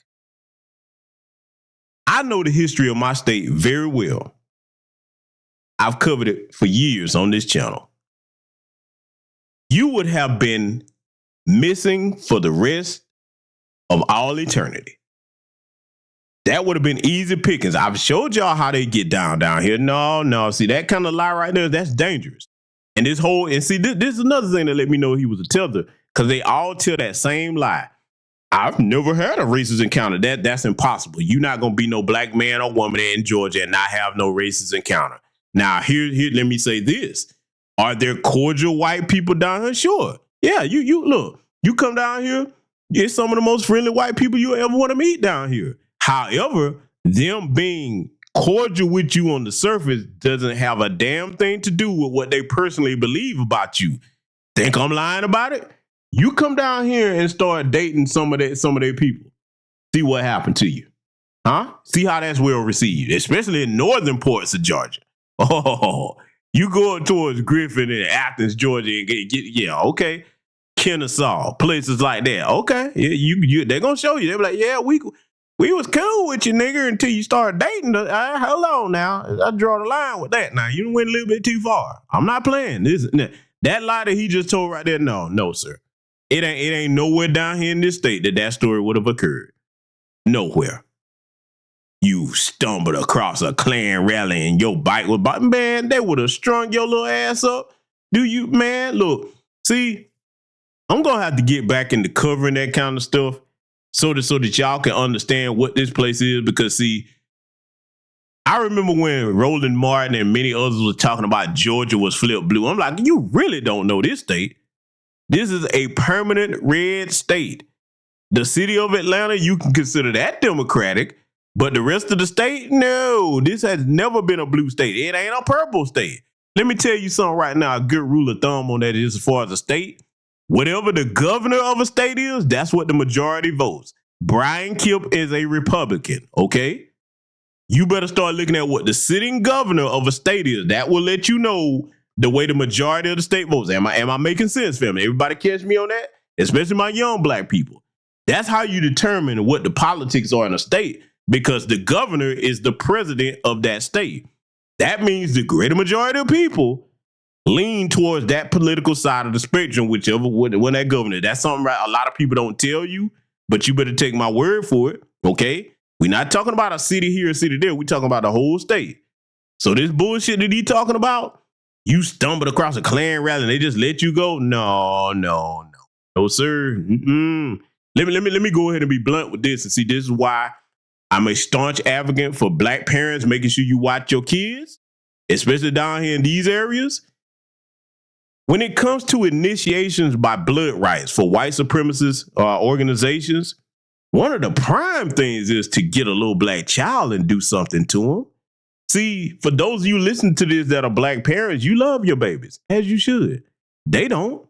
They don't look at your children as human beings at all. So this is how I know he's lying. That's one of the prime ways to go ahead and get your stripes in white supremacist society. Never mind doing something to an adult. You pick one of their children. Look, let me tell you why. Because, see, I understand that when we're talking about evil, a lot of people are like, well, GBS, why is it a child? Pay close attention to what I'm about to tell you. The children are the future of any given demographic of people. They look at that as if you harm the future of the people, then, hey, now you've earned your stripes because you took out one of these little nigglets. There ain't no telling what he could have been. That's how they think. You understand me? I know these rednecks down here. I know them like the back of my hand. I had to learn how they think down here. See, it's life or death down here. I'm trying to tell you, that's not, you be willfully ignorant about racism and white supremacy. You want to be the goofy that go running off with white folks off out in the woods or in isolated places. Oh, you gonna learn. Unfortunately, there have been plenty of cases. I hate that it happened to her, the sister Tamala for Horsford, okay? We can go on and name many others. I've covered them all over the years. Go down the archives of my channel. This lie that he told right here is very dangerous. And this is why I do what I do when it comes to my state in particular. When I hear somebody saying something that's incorrect, I don't care who it is. I don't care how many subscribers they got, what they've been talking about for years. If you say something incorrect and I catch it, I'm going to set it right. Because, see, I don't want our people from other places that's never been down here to hear what somebody says and then come down here thinking shit is sweet. It is not a game down here. You understand me? So that part right there, don't you believe that, family? Let's let it continue. Have you ever ran into a Klan member? On a daily basis. I live in Texas. Wow, sir, I'm talking about you ever ran into somebody with a damn pillow sheet over their head. You know what I'm talking about, No. a pillowcase. No, I haven't. So you never ran into a David Duke. So you only know what they've told us. And I'm not taking up for the Klan, but I'm saying this is what was put into my head is that they were bad. And I thought I was about to die. What do you think the premise of the KK Klan, what do you think their mission statement is? From what I've heard, is to keep their bloodline pure. And, I mean, people often don't even know what racism means. Racism, the basis of racism is a fight for resources. That's the basis of racism, is a fight for resources. You hear this tether running his mouth. That's the basis of racism, a fight for resources. No, it's not. The basis of anti-black racism and white supremacy is to eradicate us. See, that's one of these fools that get around white people and they start talking about, well, it's not about race, it's about class. No, it's not. I've proven that for years, not just me. Many other my peers in these spaces have proven that. These people don't care about no class when it comes to us. Because why? Think about it. Whether you're a wealthy black person or the poorest of the poor, they look at you just the same. Hello, Puff Daddy? Huh? Yeah, look what they tried to do to the Honorable Mr. Bill Cosby. Okay? You look at all these black people that's wealthy. That them folks come after just the same as if they didn't have no money. Fact of business, it can be argued that they hate the ones with money even worse than they do a poor black person because they know a poor black person doesn't have any power. When you start making more money, and I'll quote the late, great, notorious B.I.G., more money, more problems. You better believe you me. See, a lot of people tend to think that, okay, once you get bread, you straight. Oh no, that's a whole nother. Look, the problems that you had when you were poor will be gone, but you just took on a whole nother set of problems. You understand me? Never mind as an individual. Let me go here with it. I like to put it in plain context that my people can understand. Imagine not just you being wealthy as an individual. Imagine if you got a family and you wealthy. See, you better understand that one of the main ways white supremacists love to hurt you, if they can't get you directly, they'll do something to your kids, to your wife. In fact, the most cruel of them prefer it that way because they would rather do something to your wife and kids and let you be allowed to suffer. You understand? See, but this is a fool that's talking here that doesn't understand what I just told you. You understand? All you got to do is look at what I'm saying and see how these people act to get that. But see, a big overgrown Sambo that's so suicidal that he'll do and say anything to be in good graces to them people, let me tell you something. He gonna find out the hard way. And chances are the same people that he's trying to kiss up to and everything, they're gonna be the ones that do him in. He's gonna be a statistic, unfortunately, because I've lived too long to see that play out exactly that way. And I don't have to wish it on him. I just know it. Let him stay the course with what he got going on. He gonna find out. He gonna find out better than I or anybody can tell him. But see, this foolishness that he got going on talking about, it's a fight for resources. No. They like to deprive us of resources, but the main objective of them is to exterminate us. That's the main objective. But see, when you got a idiot talking that thinks that they're making all the sense in the world, and you be like, okay, well, where did you get this idea? My white buddies told me. Okay, at that point, you know you're dealing with a lost cause. Let it continue. Is that not True. the base? True. So what? So if a white person called me the N-word, he's not fighting me for resources. So is that really racist? Well, if a white person calls you the N-word, knowing the history of that word, he's not necessarily racist, but he is a bigot. But what opportunity did he take away from me? Has a white person ever took opportunity away from you? Well, he could have taken the opportunity away from you to just go on about your business and be happy and have a good day. But for you, has a white person ever took an opportunity away from you? Yeah. How so? So I used to be The boxer. I used to be nah, not the boxer, but I used to be. You're Bernard Hopkins, right? Huh? I'm joking. Shouts out to Beehive. Shouts out to Beehive. I used to be a door-to-door salesman for the Houston Chronicle. I used to sell newspaper subscriptions. Okay. And my supervisor, who drove us around and let us out to go and walk the streets and stuff like that, he would drop us off in the neighborhoods where people had already had bad experiences with the newspapers and stuff like that. So he gave you a bullshit route. And then he gave us the raggedy routes. He would give the black guys the raggedy routes. And, the white guys would jump out. And some of these guys were like 14, 15 years old. I'm a grown man at this point. I'm 21, 22. So, I need to pay bills. Right. And so I might be out there for 4 or 5 hours, trying to get a couple sales to pay my bills. These little white kids jump out in a brand new neighborhood, get out there and write 6 orders up right quick and jump back in the van and smoke weed and ride around for the rest of the day. This was my, former supervisor. Was it a white neighborhood? Yeah, it was. So that's called relativity. Explain. You buy from what you can relate to. Yeah, well, I think that's part. I don't think that's racism. That's true in a sense because why you didn't go to the black neighborhood? That's true in a sense because I buy every day myself. Why you didn't go to the black neighborhood? I buy every day from people that I necessarily can't relate to as far as culturally, but I relate to them as far as individuals and human beings. Black people so that's don't not even necessarily true. Black people don't even like to live around black people.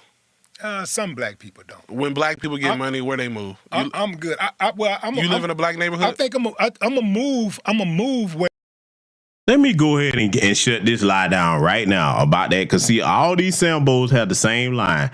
Black people don't like to live around. Let me tell you something.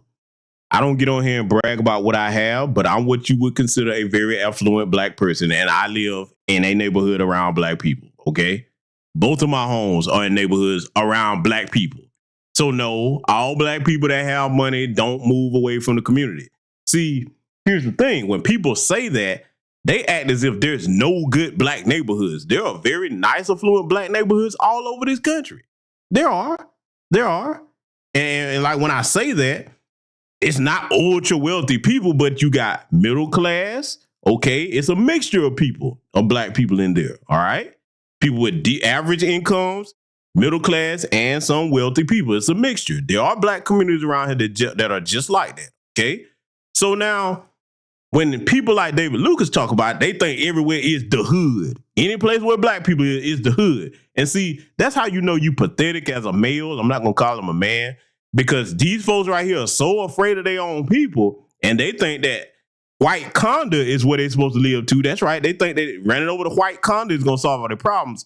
Newsflash, jackass. When you take your big, stupid black ass over there with them folks, just because you cooning, that doesn't mean that they're going to accept you. You are behind enemy lines. If that's where do you think the white supremacists live? They don't live in black neighborhoods. They live over there in white conda, the places where you trying to run to be at. That's what all of them think. They think they safe when they get around a bunch of white people. Oh, I'm so scared to be around black people. Like, look, the people that say that are Sambos like this, where you give black people a reason to want to do something to you. All of them have that same excuse. So no, I'm not gonna let him get away with that. But I want y'all to listen to what Willie D telling. Let's get back to it. I'm gonna live where in the best area that my money can afford. Why? So I'm not going around looking to live in a white neighborhood and here's another thing. But according to statistics, a lot of times we say white neighborhood, and these neighborhoods are mixed. It's not just white people, it's black people, it's white people, it's Hispanic people, it's Asian people. What's the predominant ethnic background in your neighborhood? It's mixed. What do we call it? I think probably the predominantly. I don't know, because I see everybody, bro. I really can't say. So you get it. I probably see just as many Hispanics as I see whites. I see about the same amount of black people. So you get it. What do I get? You get that we should not be seeing color. It's not that deep. It's really not. Like, I can't speak for you because you came from a different generation. But my generation, we should not be looking at color. And here's a part that was not included in the video. I don't think we're trying to look for color, bro. I don't think nobody's just walking around. So why are we still getting offended about stupid stuff? I don't think anybody's walking around looking for color, but... Oh, really? I can pull up some of these comments. I don't... Now, see, this is the part right here. Willie, brother... You say you don't think nobody's walking around looking for color, but we live in the United States of America where the dominant society proves that they very much do see color. They very much do enact policies against us based on racial deprivation. They very much do carry out police brutality with the likes of a George Floyd or Breonna Taylor because they're doing that to black. Look, let's go here.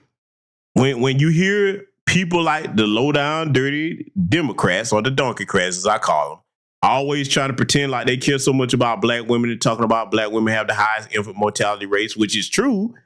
They don't ever address that, okay, that's medical racism, because if it was just something that, okay, the technology hasn't come far enough to make sure that women have safe births, why wouldn't you see the same mortality rate across the board in all different races of women? It would be the same for white women, Asian women, Hispanic women, East Indian, Arab women. It would be the same across the board. Y'all get my point, right? You see what I'm saying? See, look, man, I get it. I'm not trying to mock Willie D. Everybody has different levels of understanding and different knowledge. And maybe he was trying to conduct this interview in a way where it wasn't so antagonistic. But that's something that he should have checked David Lucas on, man. Yes, we may not be running around looking at color, but the only reason we have to think about it as black people because there are people that are trying to exterminate us that damn well do see color. They're not after you because of a class. They're not after you because of your sexuality. They are after you, us, because we are black. That's the truth of it here in America. Let's get back to it. I don't think anybody's walking around looking for color, but nobody's naive that color exists. Nobody's naive that we live in a color. We live in a colorist society. When's the last time you ran into a real racist white person living in Texas? Probably today. How so? Because he was white. But that's, you see what I'm saying? I don't know. You see what I'm saying? I'm messing with y'all. You see man. what I'm saying? I'm messing with you. You see what I'm saying? I'm messing with you. But here's the deal.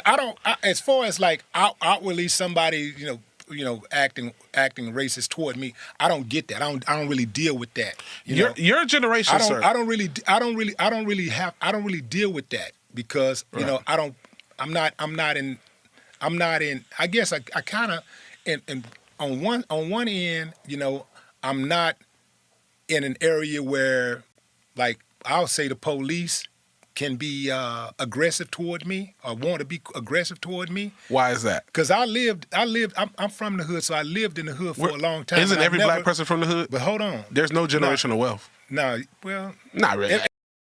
See, this lets you know what he thinks about black people. Isn't every black person from the hood? You hear how asinine that statement is? No, every black person isn't from no damn hood. And see, that term right there, it's become just like woke. It's been bastardized by a lot of people outside of our community. Because a lot of people that talk about hood, they couldn't even describe what a hood looked like because they ain't never been to one. And they have this ignorant statement that all black people come from a damn hood. No, we don't. The hood has a specific meaning, okay? It has a very specific connotation when you use that particular terminology. And see, again, I wish Willie would have put the brand on him about that. But again, like I said, I understand his reason for conducting the interview the way that he decided to conduct it. But I'm going to catch him on everything that he said over tonight. Let's let this jackass continue. Everybody not from the hood. Every black person. My kids are not from the hood. Let me say this. Every black person that's alive right now is either from the hood or one generation away from the hood. Black people. Not every. Come on, bro. It's not that bad. So if you're from the hood. Maybe a couple. One in America. Maybe 2 or 3 in America. 4 or 5. I'm one generation away from the hood. Yeah. Okay. So speak for yourself. Some of us are many generations removed from the hood. Oh, no. See, that's another thing. A lot of these tellers love to project their sorry state of affairs onto everybody else. You need to come out and speak for yourself and your people, David Lucas, because we confirmed that you're not us, and he's going to confirm that for us here in this broadcast. Oh, he's definitely going to do it. I'm going to make sure I highlight that part when we come upon it. Let's let it continue. And everybody in my age demographic should only be one generation away from the hood because there was no black wealth. Well, we had it, and they took it. We had it. We had it with Rosewood. We had it with so many other. We had it with a whole lot of. We had it with Tulsa. We had it with a lot of townships all throughout America. They came in and they destroyed those townships. Okay. They destroyed it. So we had it. It ain't like we ain't never had it. We had it, but they destroyed it. So we had to go back and rebuild. So that's what. So we're finally coming back around to your point. Why do you feel like black people think the white man is their worst enemy? I don't know if all black people think that the white man is their worst enemy.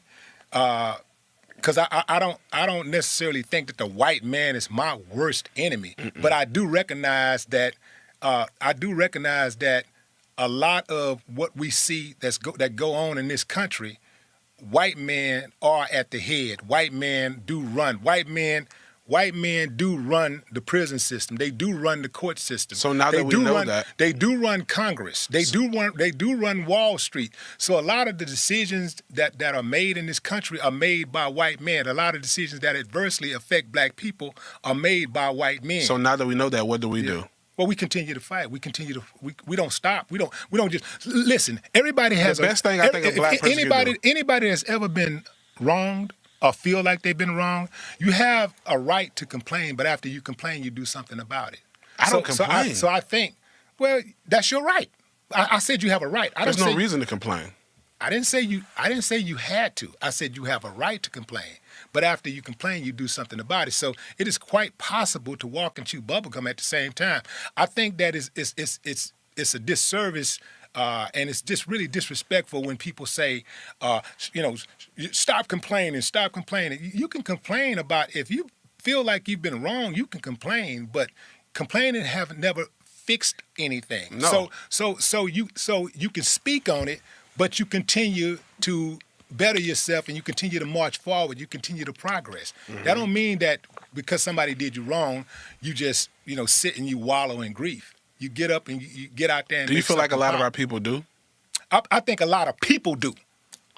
Because here's the thing. I feel like I hear a lot of people always talking about, see, here's the thing. A lot of times I hear people talking about black people always complaining. Bro, go on any of these websites, Yahoo especially. Sir, you're showing your age. Yahoo? Yahoo. I go to all of them. Yeah. I have not been on Yahoo in like 10 years. I go to all of them. And by the way, I'm proud of my age. No, I'm not saying it was a joke. But here's the thing. You didn't get my. No, I heard you, but I had to say it. Some people have cognitive dissonance, so I have to speak for that. I know you're smart. Yeah. But the thing is that you go some of these sites like Daily Mail and Storm and some of these sites, all they do is complain, bro. Like they talk about how black people complain, but so why read it? Why even put that negative energy in your mind? For me, it's about knowing what's going on. It's about being. What does that help you with if you said white people run this country? Well, I cover news on my podcast. I've seen I cover news. Faison is one of my favorite. Yeah.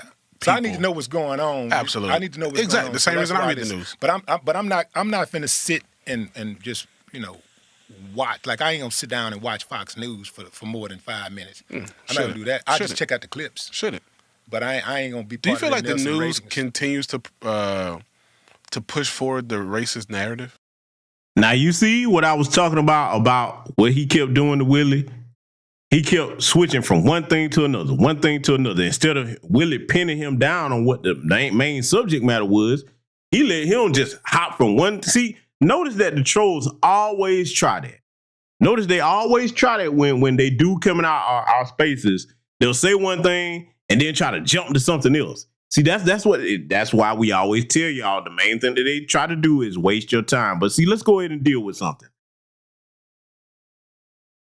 Willie told him when he tried to make the comment about you think that black people think that white man is their worst enemy. No, the system of white supremacy is our worst enemy. And that system is ran by majority white men. That's the proper context to shut that down. And see, like I said, as far as me, all that letting him bounce around all over the place and trying to flip stuff back on him and do whataboutism, no, I would have shut that bullshit down, man. I would have shut that down and be like, no, we gonna stick on task and we can talk about other things, but we're gonna deal with one thing at a time. And we're gonna keep the overall focus on what you did. See, I got to give it to him. He's learned very well from his white supremacist buddies on how to execute that trolling tactic where you keep changing the subject and you turn the conversation back where you got the interviewer that's supposed to be asking, questioning you on their heels the whole damn time. Y'all gonna see it. Let's get back to it. Absolutely. So divided. You know divided. We can't. Look, man. We're definitely stronger together. All of us, not just black people, whites, not just Asians, everybody. Okay. We're all. So where does we're better when we work together. Where does the divide come in? We have people in this country who are hate mongers, and it's beneficial to those people. It's beneficial to those people for us to be separated. You know who are the most racist people I know? Who? Black people. I knew you were gonna say that because you know it's true. But why? No. Because I knew you was gonna say that because I've been checking out. Let me go ahead and shut that bullshit down right now because see, this is something that I keep telling a lot of our people. And look, I've heard some people that are very well studied in some of these spaces make the statement, I'm not trying to be racist, but you don't have a system behind you to oppress anybody with as a black person. None of us do.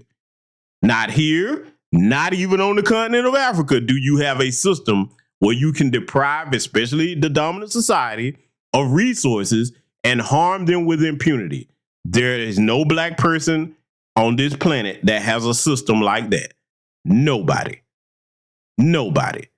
See, racism is prejudice plus power, not name calling. And that's what a lot of these goofy sambos and tilters start saying. Black people are the most racist people. No, we not. You're not because you call somebody a name. That's not racism.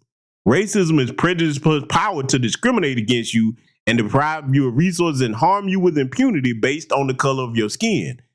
We don't have no comparative system to the global system of white supremacy. No, we don't. We don't. And see, that's how you have to shut that down, man. When you start hearing people say that kind of stuff, you have to really attack that with intelligence. You can't beat around the bush, you can't sugarcoat it, and you can't let them keep you on your heels with a bunch of whataboutism. See, listen, if you're going to be an advocate for our people, and I'm saying this to everybody, I don't care who it is or if somebody take offense to it, you can take offense to it. But if you're going to be an advocate for our people, you need to be intelligent enough to give a proper rebuttal to these types of things and shut that down, because one of the main reasons that you must do this, young black people are watching us and listening to us right now on this microphone. There's some young people listening to me that I've never met, and they're listening to see what I'm going to say about these types of things. Even more important than what I say, offline as a man, what do I do in the presence of these things? You understand? Now, if you give the wrong example, or if you go about it when the young ones are watching you, you set a bad precedent for them to normalize being mistreated. You understand? So it's important that when we have these platforms that we be very cognizant about how we rebut things and things that people try to pull over on us, like this David Lucas clown.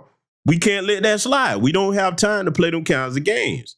Okay? We don't. Let's get back to it. How you move. So I'm listening to how you move, and I'm listening to some of your thoughts. When you start saying things like, you support Trump and Kyle Rittenhouse.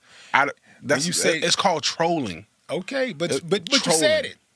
Like, when do I know you telling the truth, man? Like, I'm supposed to take you seriously? When I hit my vape, that's when I'm telling the truth. Okay. But look, though, why are black people mad at Kyle Rittenhouse? He killed white people. Should he be a hero? If we're pushing the narrative, I don't think black people ain't the only ones mad at Kyle Rittenhouse. There's a lot of people mad at Kyle Rittenhouse. Man, Let's go ahead and deal with this for the umpteenth time when it comes to these sambos talking about, why are people mad at Kyle Rittenhouse? He killed black people. Because, dumbass, his target was black people. He's on video saying how he wanted to shoot black protesters. Okay? He was out there for that very specific purpose. It just so happened he wasn't able to catch any brothers or sisters slipping out there. That's why, idiot. See, these types of liabilities amongst us, family, now you see why I take the tone that I take towards them. You can't play with people like this. If you're trying to get things straight to empower and protect your people, these types of individuals can't be nowhere in the mix.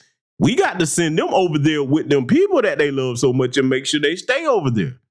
And there's ways to do that. And trust me, he's going to learn some of those ways if he continued to stay in Macon, Georgia. Oh, you gonna hear about it. That's all I'm gonna tell you. You gonna hear about it, and when you do, you'll be like, GBS was telling him that wasn't gonna go so high for him. I know the brothers and sisters up there. I'm telling you, I got family up there. I know that when you go up there and you do what he did, oh yeah, you ain't gonna be able to just walk around like it's cool. See, no, this is this state right here, there's several places where you ain't gonna be able to just insult out people and walk around like it's cool. This is why I try to caution people running around talking all that stupid stuff about the city of Atlanta. I'm like, okay, what you better not do is come down here and let somebody recognize you. You got a jazzy mouth. You love to get disrespectful. Okay, you do that at your own risk. I keep telling people, man, I try to warn folks before they walk off into things unexpectedly. That's what I try to do. But see, this guy right here, he gonna have to learn the hard way. Let's let it continue.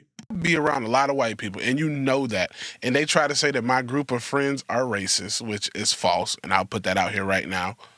And you know the group of friends I'm talking about because you've been on his podcast. What group? JRE.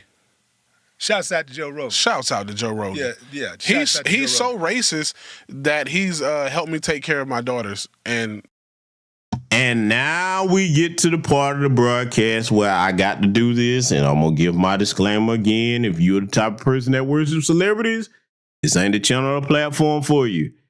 No, not shout out to JRE, because Joe Rogan is a stomp down anti-black racist and white supremacist. Just because he don't run around yelling nigga, nigga, nigga all the time, and just because he happened to help out, air quotes, a couple of black people, that does not mean that he's not a racist. See, how many times have we went over this, family? This is the part that a lot of the men get wrong, because we always talk about what the women get wrong, but I'm going to break it down what a lot of men get wrong. See, just like a lot of these goofy bed wenches, okay, the wenches of Crafton, as I call them, they get it in their head just because a white man willing to run up inside you sexually, that means that he's not a racist. Hell, you got Proud Boys, open white supremacists with black wives. Most of them are tethers, but they have them. They got biracial kids. They still practice white supremacy. So the flip side of this for the men is, as soon as somebody in the dominant society that's a stomp down racist, like a Howard Stern or Joe Rogan, do something to help that black person, oh, well, he's not racist. Why? Well, he helped me out. Okay, well, what are his views on other black people? Oh, you see what I'm saying? No, see, this is where both of them got it wrong. And see, this is why a lot of people have an issue with Willie D. Because, see, you buddy and champ. And look, I take him at his word for what he's saying about Joe Rogan. They probably have a great relationship. I tell you what, Willie, I'm going to say this to you. If by some odd miracle you happen to hear this, ask Joe Rogan what his position is on reparations for Foundation of Black American Freedmen and see what he tell you. Let's see if your good buddy is still carrying the same tune that you say he have, because for you, he proved to you that he's not a racist. Ask him what are his stances on what happened to George Floyd, huh?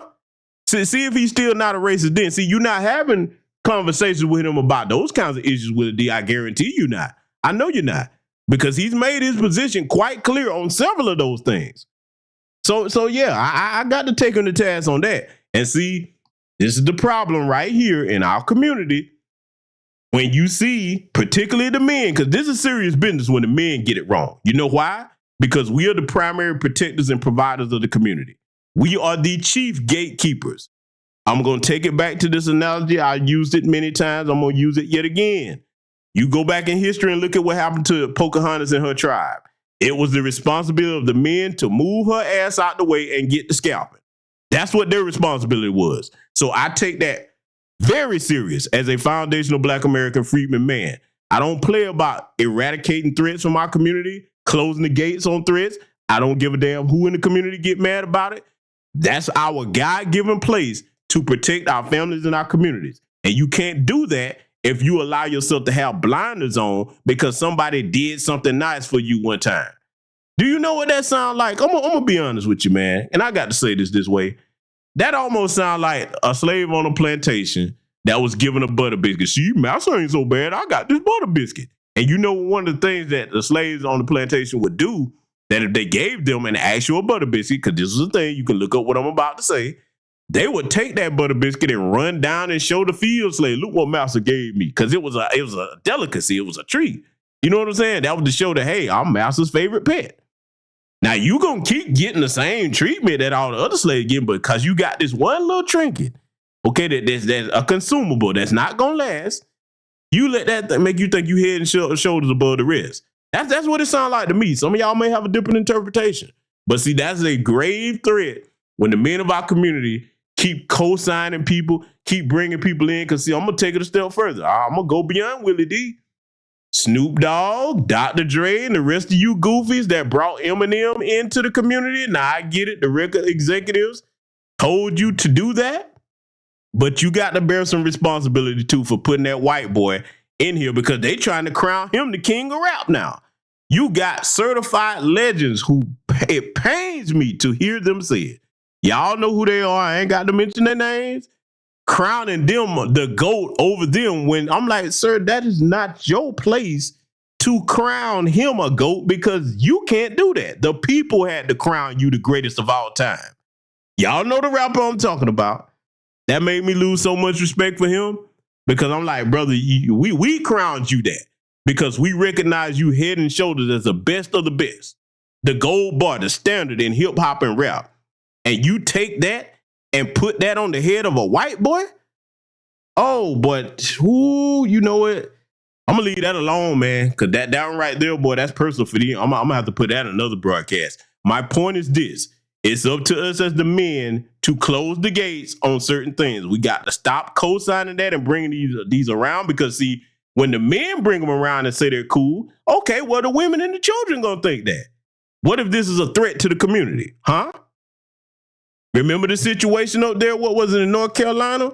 What was his name? The little DJ dude, DJ Kid?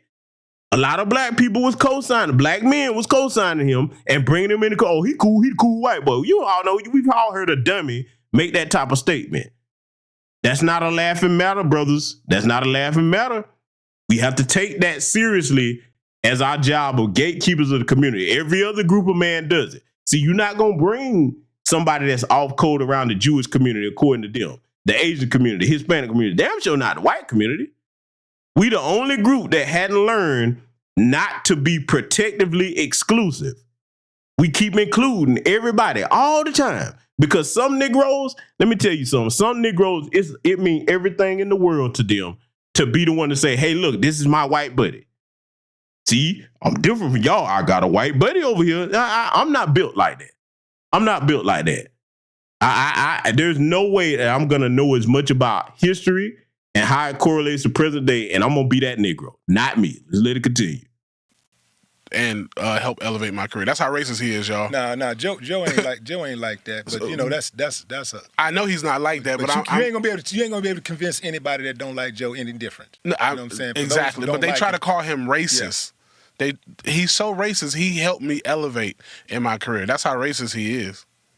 Right? I didn't know that a white man, or actually he's Italian. I don't know if there's any discretion when it comes to the black community. If you don't look black, I think black people think that you're white. But he's an Italian man that has helped me progress in my career, put a lot of money in my pocket, which helps. But now he's white. See that goofy tether game that he playing? And see, that goes to show you what type of people he been hanging around. Playing that little semantics about, no, Joe Rogan is a white man. You can get into his ethnicity all you want, but he's a white man. Italians are white people. See, y'all, boy, if you are around black people that sound like this, you better make some serious decisions about what you gonna do, because these are liabilities and they will cost you in the long run. Okay, go ahead. What? Oh, no, go ahead. Which helps take care of my daughters, feed my daughters, and helps me take care of my mom. My mom is on my payroll because I feel like that's how it should be. You raised me, you took care of me, so now it's time for me to take care of you. Now, I personally don't believe this, but now you're gonna have people saying, "Well, that's why you rocking with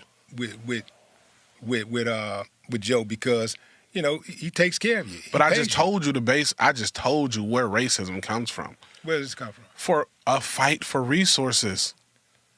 He's making it to where we don't have to fight for resources. Joe is the most equal opportune, level-headed person I've ever met in my life. Solid human being. And even when when they were trying to cancel him, there was a lot of stuff he could have said that he never once came out and spoke about. See, let me talk to the women for a minute, because I want you to understand what you're hearing right now. And this tether, we're going to call him what he is.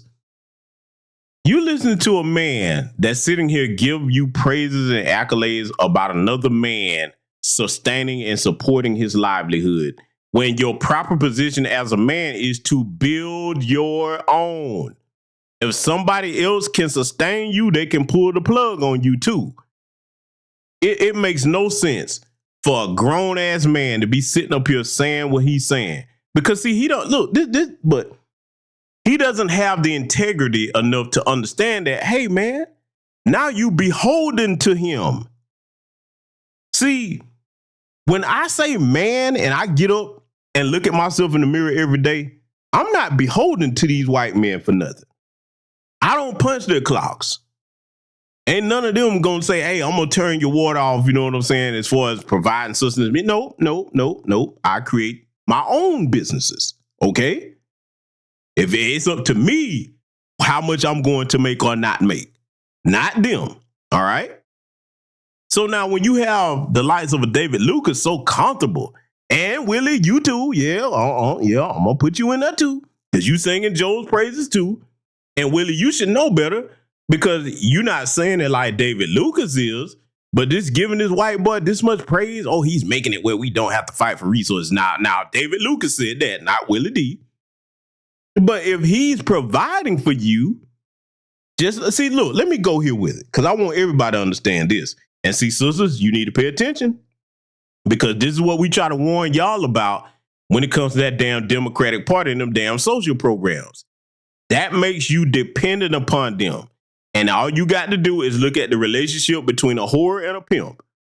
If a pimp can have a whore dependent upon him, hey, that's it. She's stuck. Whether she lives or dies depends on what that pimp decides to provide for her. As a grown-ass man, you should not want to be anybody's whore that way willingly. That's exactly what you are, David Lucas. I'm going to call you what you are. You are a whore that's dependent on your good buddy Joe, JRE, as they want to call him. Okay? And see what happened. Look, white folks don't give you a bag for nothing. You understand me? If you think I'm wrong about that, for those of you that caught the broadcast that I did on Vince McMahon situation, you better go back and look at that if you think white folks give you something for free. Because if they'll do what Vince McMahon did to their own people, what you think they're going to do to your black ass? What you think Van Jones had to actually do to get that $100 million from Jeff Bezos, huh? Yeah, see, I told you, I like to make my people think. Let's get back to it. That could have been like the big joker when you play spades. Like, You're not gonna get any argument out of me with Joe. No, I don't want to. I know Joe. Of course you do. I know him as a person. I know him as a person he's too. A decent dude. But what I'm saying. Oh, I got to go there. No, you don't, Willie. No, you don't. You don't know that man. No, you know what he decided to show you, Willie. You don't sleep in bed with Joe Rogan. At least I hope you don't. You don't sleep in bed with him. You've never lived in the same house as that man. You don't know what the fuck he talk about and where he's at when he's not in your presence. You know what he decided to show you. See, some people got to call it like it is. And look, anybody can take it however they want to take it. I don't care. No, you don't know that man. You think you do. And see, that's exactly why some of our people get set up and put in certain situations because they run around and talk about how well they know these good white folks. And then them good white folks were playing a front the whole time, and then you end up in a situation like many other brothers and sisters throughout history, where you thought you had you a friend, and then they turn on you. Because see, look, Willie, I'm gonna say this to you and any other black person that got that mindset. You really think that you know these people like that? Let it come to a time where they got to choose between their people and yours, and you. Let it come down to a decision where they got to choose between siding with their people about something and siding with you. Case in point, Willie, I'm going to say this to you. Right now, if you, heaven forbid, got jammed up on something and had to stand trial and Joe Rogan was in that jury, do you think you know him well enough when it come time to deliberate that he would be standing up for you and pulling for you saying, no, I know Willie didn't do this. Do you think you know him that well, Willie? Yeah. Oh, it hit different when it's put in that context, huh? Let's get back to it. And this for the audience that is gonna intake this audio and intake this visual. That's who I'm speaking for. Sir, you're a level-headed individual. We spoke on Sunday. I know you're a level-headed individual because, you had your little YouTube rant, but then when I spoke to you on the phone, you were a totally different human being. And I'm sure I'm a totally different human being than the person that you saw on stage. Why did it have to be a little rant? Why couldn't it be the big rant? I was dismissive, man. I like this guy a lot, man. Willie D is amazing, boy. I'm about to fucking tell all my MAGA supporters to stream the Ghetto Boys. Okay. I'm good on MAGA, bro. I'm good on MAGA. Let me ask you, what's wrong with Trump? What's wrong with Trump? In your eyes? In my eyes, here's the reason why I don't like Trump. Because he tells the truth? No, my sister tells the truth. You know what I'm saying? That don't mean nothing. It's a lot of people tell the truth, but also he tells a lot of lies too. What lies? I'm saying? Y'all don't focus on any of the lies that he tells. Y'all just talk about the truth. Every politician lies. Yeah, but here's the thing about Trump. Here's why I really just don't like Trump. Okay. Trump, before Obama ran for president, Trump had never questioned the nationality of a president. He never went after Ethnicity, nationality is different. ethnicity. Yeah. He never. No, he questioned the nationality of Barack Obama. Oh yeah, whether he was American or not. Yeah. You're right. Yeah. Trump, just conveniently, he never publicly just went after a president, but just He was a troll. But here's the thing, like, just coincidentally, we get the first black guy who looked like he can become president, and here come Trump with all of this vitriol out of nowhere. Where is this coming from? I mean, he's been around Because he saw he's through been around Obama. Politicians for a long time. He saw through Obama. He saw through Obama. What did Obama? So what he did- didn't see through all those other damn presidents that he been patting pockets. But I'm He saying, didn't see through none of them, right? what did Obama do for the black community? What did any of them do for the black community? Trump gave us resources. What resources? What's that act called that he did for the black colleges? The economy was amazing. What act? At the end of the day, I'm American. Yeah, me too. Okay, so you know that domestic imports and exports is a big part of making our dollar strong. Did you have more money in your Okay. pocket during his presidency? I have more money in my pocket every year. All right. It don't matter who the president is. And that's what a lot of people got to understand. Like, look, fam, whether it's Trump, Biden, whoever, ain't none of them going to affect my bottom line. But the strength of the dollar would definitely affect your The bottom strength line. of the dollar going to do what it do no matter who in office. No, that's not true. Because these presidents are selected. And let me You tell you, think so? and let me tell So you, you're a conspiracy theorist. Let me tell you something about Donald Trump. Okay. Let me tell you something I know about Trump Please. and the rest of them. I'm waiting to meet him. So if he watches podcast.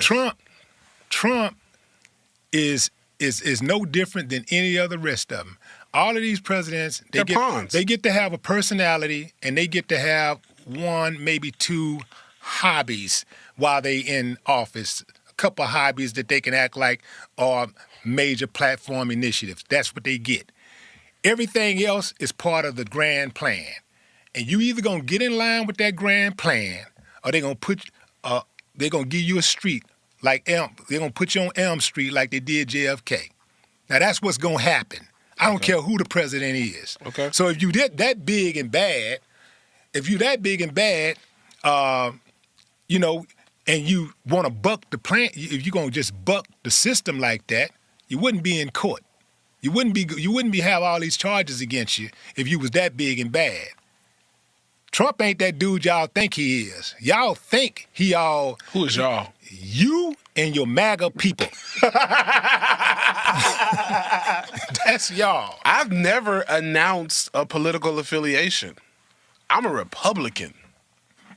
And you are Okay. too. Whether you want to tell your audience you are a Republican. You can't say. Let me speak on that. Okay, let's speak No. on it. I want to hear what you got to say first. Because you're a Republican. Tell me why. Because everybody like you, a successful career person who has had a successful career with rap, now you have a podcast. I saw your G-Wagon outside. Come on, man. Come on, bro. I Okay. came up here at a photo pickup truck. Like, bro, what is you saying? You're a Republican because you care about finances. And I'm sure you're a loving father. You're not a loving husband because I don't see a ring on your hand, but that's no disrespect to you. But you care because finances matter. And that's the same thing that Ice Cube was trying to preach when the black community turned against him. So you're equating having a concern for your finances with being a Republican. That's all I care about. Okay. And some of the views, black people are Republican. Okay, so here's Black people are Republican because I'm assuming you grew up Baptist. I just grew up, man. Oh, come on, man. So let's go ahead and deal with some of this foolishness, right? No, David Lucas, black people are not Republican because some of us care about business and finances. Yes, Republicans would be better for business than the Democrats as far as like taxes and things. However, the common denominator between both parties is both parties are going to go out their way to make sure that black people are on the bottom. Okay, that's the common denominator. However, we are socially conservative as black people. The greater majority of us are socially conservative, not politically conservative. There's a big difference between being socially conservative and politically conservative. And let me go on and say this. As a black person, even if you trying to call yourself politically conservative, okay, you got to understand something. These terms don't mean the same thing to the dominant society that it means to you. It doesn't. Because as a black person in America, what are you trying to conserve? See, let's really make this make sense. What are you trying to conserve as a black person, a black man or woman in America? What do you have to conserve when you are at the socioeconomic bottom of the ladder?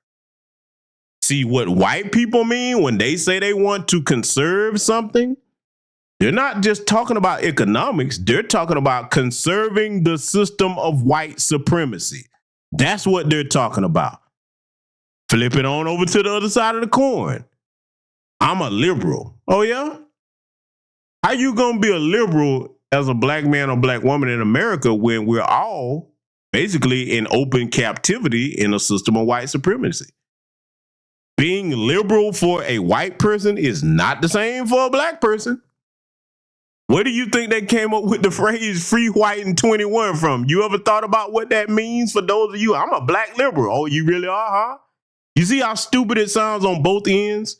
The most intelligent thing for black people is to be politically independent and go with whoever at the given time is giving us specific policies for our group that's going to empower and protect our community. And that should change every election cycle. Just because they got our vote one cycle, like, okay, yeah, that was last year. What you gonna do this year to earn my vote? Voting is a business transaction. It's not about who you like and don't like. And see, that's another thing I can't stand. I absolutely cringe when I hear grown black people talking about who they like and don't like when it's time to talk about business. Business don't give a damn about your feelings and who you like. When you make sound business decisions, see, watch this. Every black man or woman in here listen to me. For those of you that are in the workforce, some of you probably don't like your damn job, but you get up and go to that job if that's all you got that you depending on to pay your bills. You don't like everybody at your job, but that's business. It don't have a damn thing to do with like. The same thing applies to politics. But see, you have to have the intelligence enough to understand what I just said and then look at the policies and the effects on the community to know that you don't have no business bringing like into the equation of politics. It should always be strictly business. Let it continue. Playing semantics now. I just grew up. You didn't go to church growing up? I've heard your music. It's very times. church influenced. Okay, couple of times. Yeah. What does the Bible say? Yea, though I walk through the shadow of death. Okay, yeah. You want to pick that one up. But what does it say about gay people? Be fruitful and multiply. Oh, yeah. I don't know. What it say? Come on, man. He trying to save his sponsors right now. What it I say? thought we were coming here to have a candid conversation. I'll hook you up with something. No, yeah. I wish Willie would have been, and I'm not going to say because I don't know for certain, but I wish he would have been well informed enough on the Bible scriptures to say, I know that you're talking about Leviticus 18:22. I get that. And I would have broke that down for him too. But see, all of this conflating issues, family, what does all this whataboutism have to do with why he's supposed to be on here? He done changed the subject a myriad of times in this interview. And like many of you in the chat room have pointed out, he basically flipped it and started interviewing Willie. I'm going to tell you, it's his platform. He can do what he wants. But if this was supposed to be an interview, and maybe it was just a conversation, who knows? Maybe Willie would put in that context. Maybe it wasn't an interview. Maybe it was just a conversation. I would categorize it more as a conversation because if this was supposed to be a professional interview, no. The interviewer is supposed to control the interview, not the interviewee, okay? That's not how that's supposed to work. Y'all can see and hear this for yourselves. Let it continue. Please do. I will. Please So, I do. really like your podcast. But what does the Bible talk about? Right is right and wrong is wrong. Why does the black community not get that? Right is right and wrong is wrong. So let me ask you something. Can I play devil's advocate? I don't know how your audience will take this. Okay. What's this word that black people like to use all the time when it only benefits them? Karma.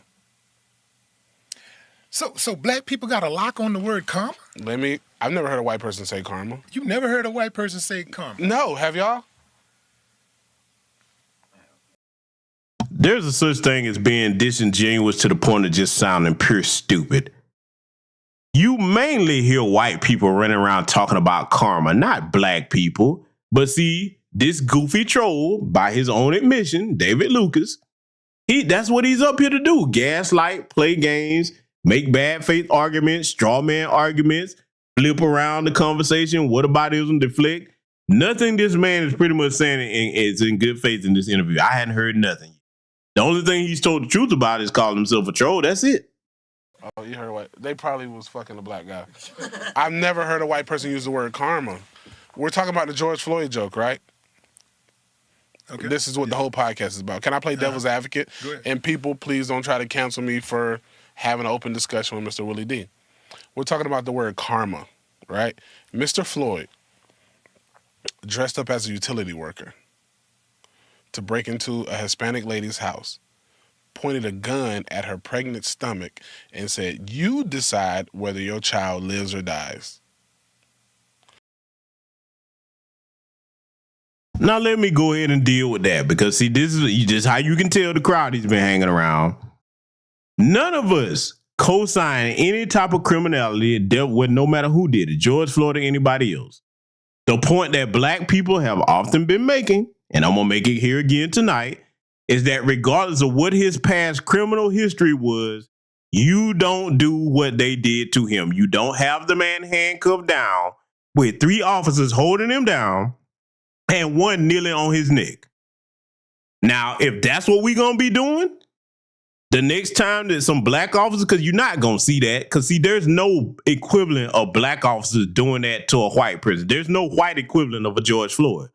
But if we're going to go there, if some black officers was to do what they did to George Floyd, you wouldn't hear a bunch of white people saying, "Oh, that white person died of fentanyl. Them officers just did their job." We know damn well if all the officers involved was black, and then instead of George Floyd, that was Timothy Floyd, okay, little white Timothy Floyd, we already know what none of them would be black in the blue then. I guarantee you that. They would be like, "Oh, this is murder that we saw. First degree, not second degree, third, and all that other bullshit." Because it was first degree murder. That was premeditated. You got people there telling you, "Hey, man, you're going to kill him. Get off of him." How is it not premeditated at this point when you keep on doing that? Nah, see, I told y'all, I'm not sugarcoating it nobody. Let's let it continue. And who told you she said that? It was in the police report. The police report. What the lady said. The police report, okay, the same people who are affiliated with the people who killed George Floyd. But go ahead. I'm playing devil's advocate, sir. Okay, I'm playing devil's advocate. Go ahead. That's it. But whether he said that or not, he pretended to be a utility worker and he broke into a lady's house. Can we say that's a fact? Yes or no? I'm not sure what it is. That's what he went to prison for. Is that in the police report? That's on his report. It's on the report. It's Mr. Willie D. I've had a few drinks. I'm about to give you one. I'm about to give you one. Is it on the report? Because he over here bullshitting with me. No, I just want to know. Is it on the report? Criminal history is real. Criminal history is real. And guess what? That's why these motherfucking BLM marchers that steal money from black people can't find nothing on me. They're trying. They're trying to find something bad. They want to find something bad. But they can't. Not because early on I was taught law and I was taught about rules. Early on. And you can sit here and probably agree in your mind but disagree with your body that black people have a problem with respect for the law. And white people don't. And Hispanics don't. We're talking about our people right now. The only thing about that is when you say stuff, when you make a statement like that, man, you're stroking it so broad. I'm not stroking it. I'm not sure. What I'm trying to talk. You're insinuating that only black people think this way. Listen to what I'm saying, sir. And it goes back to what I said about class.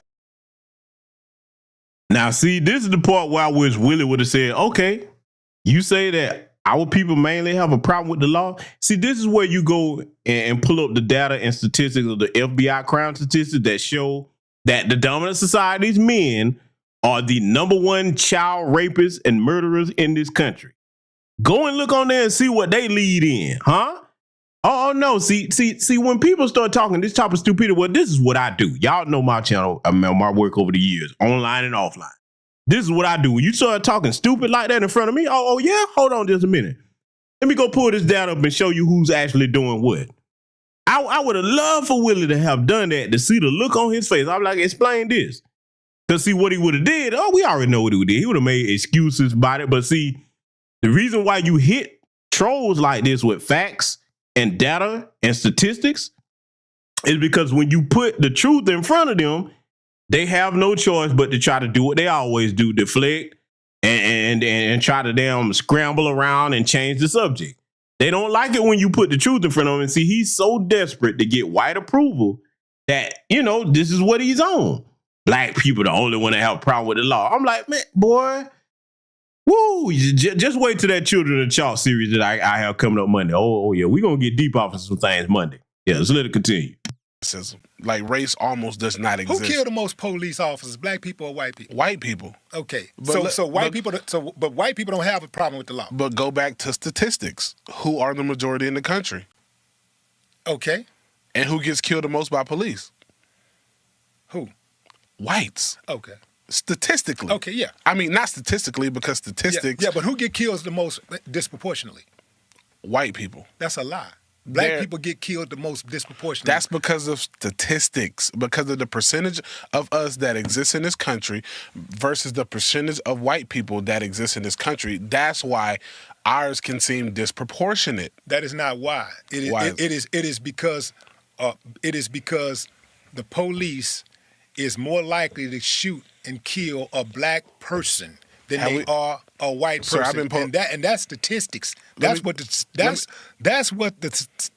statistics say. Let me tell you something, sir. I have 5 cars. All of them look like black people's cars. And what does a black You know what I'm talking about, man. Don't play with me. Big rims, serious. subwoofers, tent. Big wheels. I don't got no inconspicuous car at all. You know what I'm talking about. You from Texas. I don't do the spokes that'll cut somebody's ankles off walking on the sidewalk, swangers, whatever they call it, because I'm not from Texas. But what I'm saying is, family, do you hear this damn tether? See, this is how you know he been around them folks too long, because let's be honest, the way you talking about a black person's car, you see every other group doing that. So it can't just be a black person's car. Oh, really? Really? So basically what this idiot is trying to say, that if he saw a car that fit the description of what he's giving and you couldn't see the driver, you would immediately know, well, this is a black person's car. And that what you're saying? You hear how stupid he sounds. But see, this type of stupidity is very dangerous. Very dangerous in our community. This is the type of bastard right here that they will go and send to do their dirty work in schools, in hospitals, wherever there's a service that when you were supposed to be dealing with black people. Hey, look, let's go to the big one. If they groom this idiot right, they go up and put him in political office somewhere. And then when they have him passing through a whole bunch of policies that harm black people, well, we didn't do it. There's the guy right there. You guys voted for him. David Lucas did that. You did that to your own community. You see what I'm saying? Y'all better pay attention. See, look, mark my words. You keep hearing how he keep dog whistling to that MAGA crowd. I wouldn't be surprised if they try to use this idiot in some type of capacity. It'll be something local because they couldn't put him on the national stage. He's not too bright for that. But they'll definitely try to stick him somewhere locally. They got a lot of polishing to do even then, because like I said, man, this right here, this is pathetic, man. When you get to this point, as a tether, and this is what you have to do, you really have sank down to a place where you may as well just cash in your manhood card. You may as well just go ahead and relegate yourself to one of these people's pit and let them put a leash around your neck. None of my cars. Well, the Mexicans down here do that too, though. I didn't grow up in Texas, sir. I apologize. Yeah, I'm just, Where I'm from, Mexicans drive Hondas with rims. But we're talking about Texas now. So, but what I'm saying, in Texas, I'm saying, but in Texas we do it a little different. Yes, sir. Y'all got your own flavor. Yes, sir. But what I'm saying is, all my cars look like ethnic cars. All of them. This man said ethnic cars. You know what I'm talking about. You know exactly what I'm talking about, but you're over here trolling me. No, I'm not. You're over here trolling me. You're trolling me. I'm trying to get understanding. What do most niggas do when they get a car? What's going to happen during tax season? I don't know.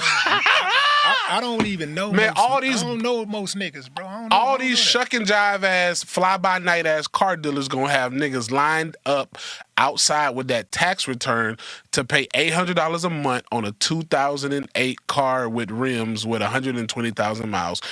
Our community. Let's take away the rims, and let's take away the rims and keep the 120,000 miles. So ain't nobody else. Listen to what I'm saying. Just black people gonna be buying cars during tax season. I'm black, sir. I'm just saying, black people gonna be the only ones buying cars. I fall into the same category. I like to be seen. You see I didn't know what I was walking into today. I would have wore all my jewelry. Yeah, I didn't know what I was walking into. But I'm not from Houston. I'm not from Texas at all. I didn't know what I was walking. I am a nigga. What's a nigga, man? Come on, bro. No, I'm serious. No, I'm serious. What's a nigga? NIGGA. It's a person like me. But explain, what is a nigga? I bought a $20,000 watch before I bought a house. And are you saying that people that look like you the only ones that do that? I'm not saying they don't, but I'm saying when it comes to the people that I hang around, we do a lot of ignorant shit.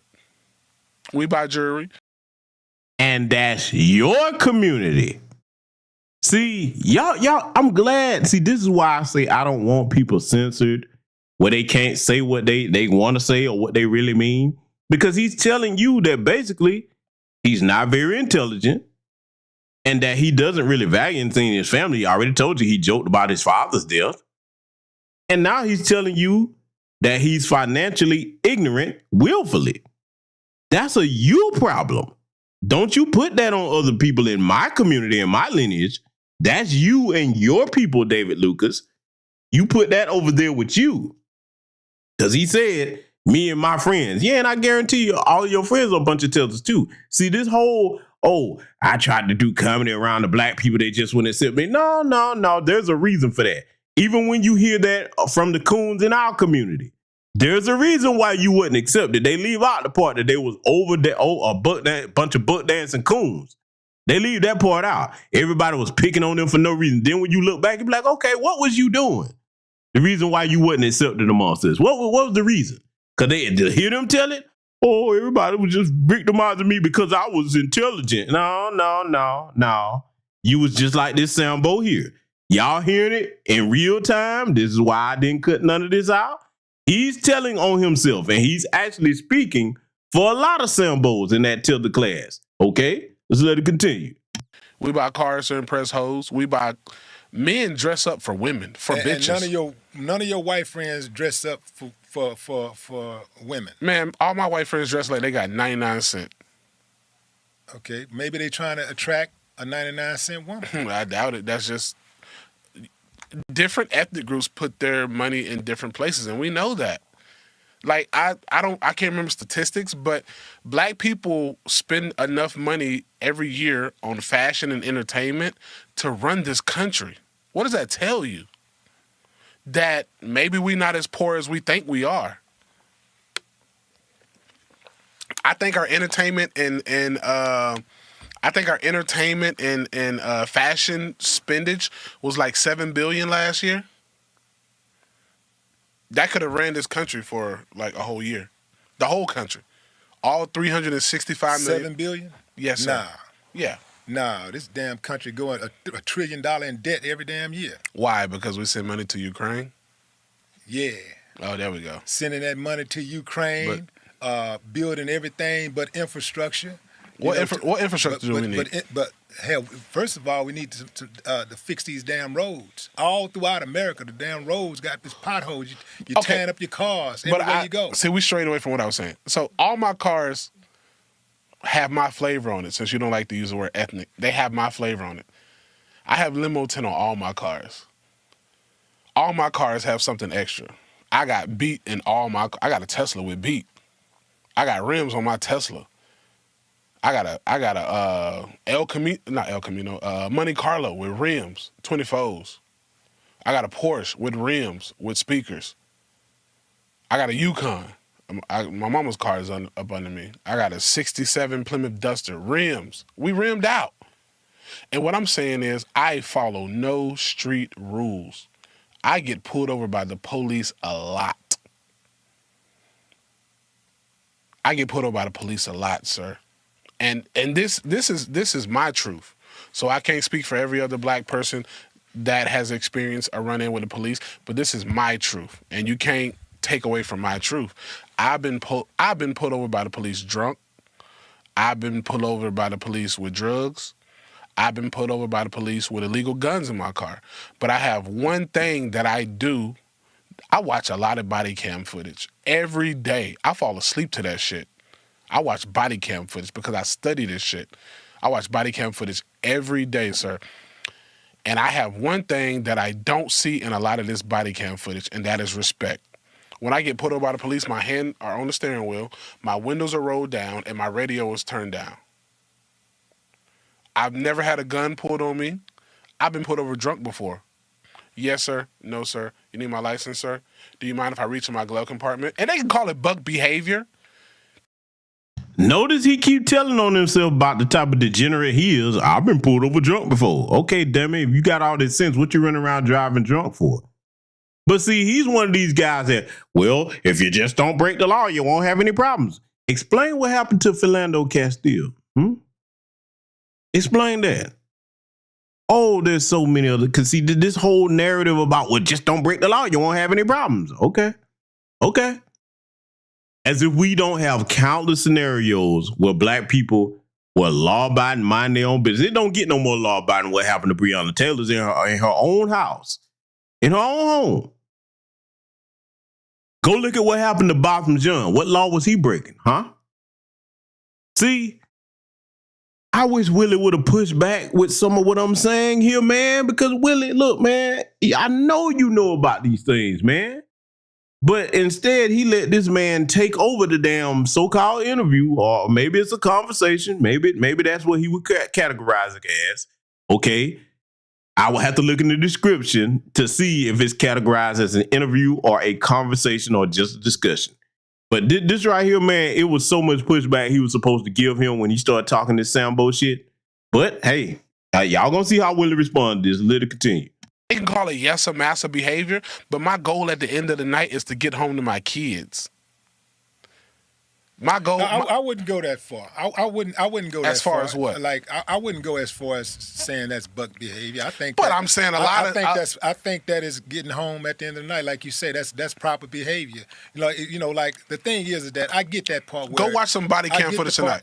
I get the part. 99% of the black people that get pulled over. What the fuck you pulling me over for? That is a lie, bro. I watched the body cam footage, bro. 99%, man. Come on. Okay, 85%. All right, I get a better statistic. 85%. So again, this is just black folks being disrespectful to the police. I watch white people too. Else doing it. White people are crazy. So why just mention black folks? Because that's my ethnic background. But when you saying just black, do you understand that when you just say... I don't. Do you? Because I don't. So you don't understand that when you make statements like that and you say the black folks, you don't understand that if you're not quantifying that people will say that he's trying to make it seem like only black people doing this. Fuck them people. Didn't y'all say George Floyd pain should be my pain? So goddamn it, we should do better as a whole. If George Floyd pain has to be my pain, we have to do better as a whole. And if you don't fucking like me, don't fucking like me. But I'm going to continue, and hopefully I wake some niggas up. Well, I don't think that you're qualified to make that statement. Well, I shouldn't be qualified. You know why? Because George Floyd's pain ain't your pain. But so you told me it should be. So you saying that it don't even compute. So at what point do I get disqualified to feel empathy for George Floyd? Where did I get disqualified for that? When you made that statement. How? When you said that you would have shot him. How many niggas have joked about George Floyd? That's not on a public platform. I don't know who these niggas are. I don't know that. I just don't. There he go with that damn coon laugh again. So let's deal with this right now. I want to see what the remaining people in here. Because I've never encountered a black person that's of my lineage, where I am, that has made a joke about what happened to George Floyd, because our people got sense enough to know that's not something you fucking joke about. How many of you have heard any black people make a joke in your everyday day-to-day life, where you living at, wherever you are in this country? How many of y'all have heard a black person make jokes about the murder of George Floyd? Have you? Because I don't know any offline. I don't. This is the only Sambo that I've seen make a joke that way. How many of y'all in my chat room have heard anybody that you know or around on the job or where you was out somewhere, black folks of our lineage making jokes about the death and murder of George Floyd? See, this is how you know that this is a tether. Because see, the stuff that they will do, see, let me go here. A lot of the tether class, they'll sit up and joke with other ethnic groups that are of their skin tone about things that happen to them with a white supremacist. I got to call it what it is. They're not my people. They'll sit up there and actually do that. No, that's what your people do, sir. We don't do that.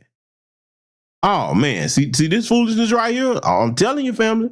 I'm glad he's saying it, though. Again, I am glad that he has a platform to speak where he really stands, so we can deal with you accordingly. Let's let it continue.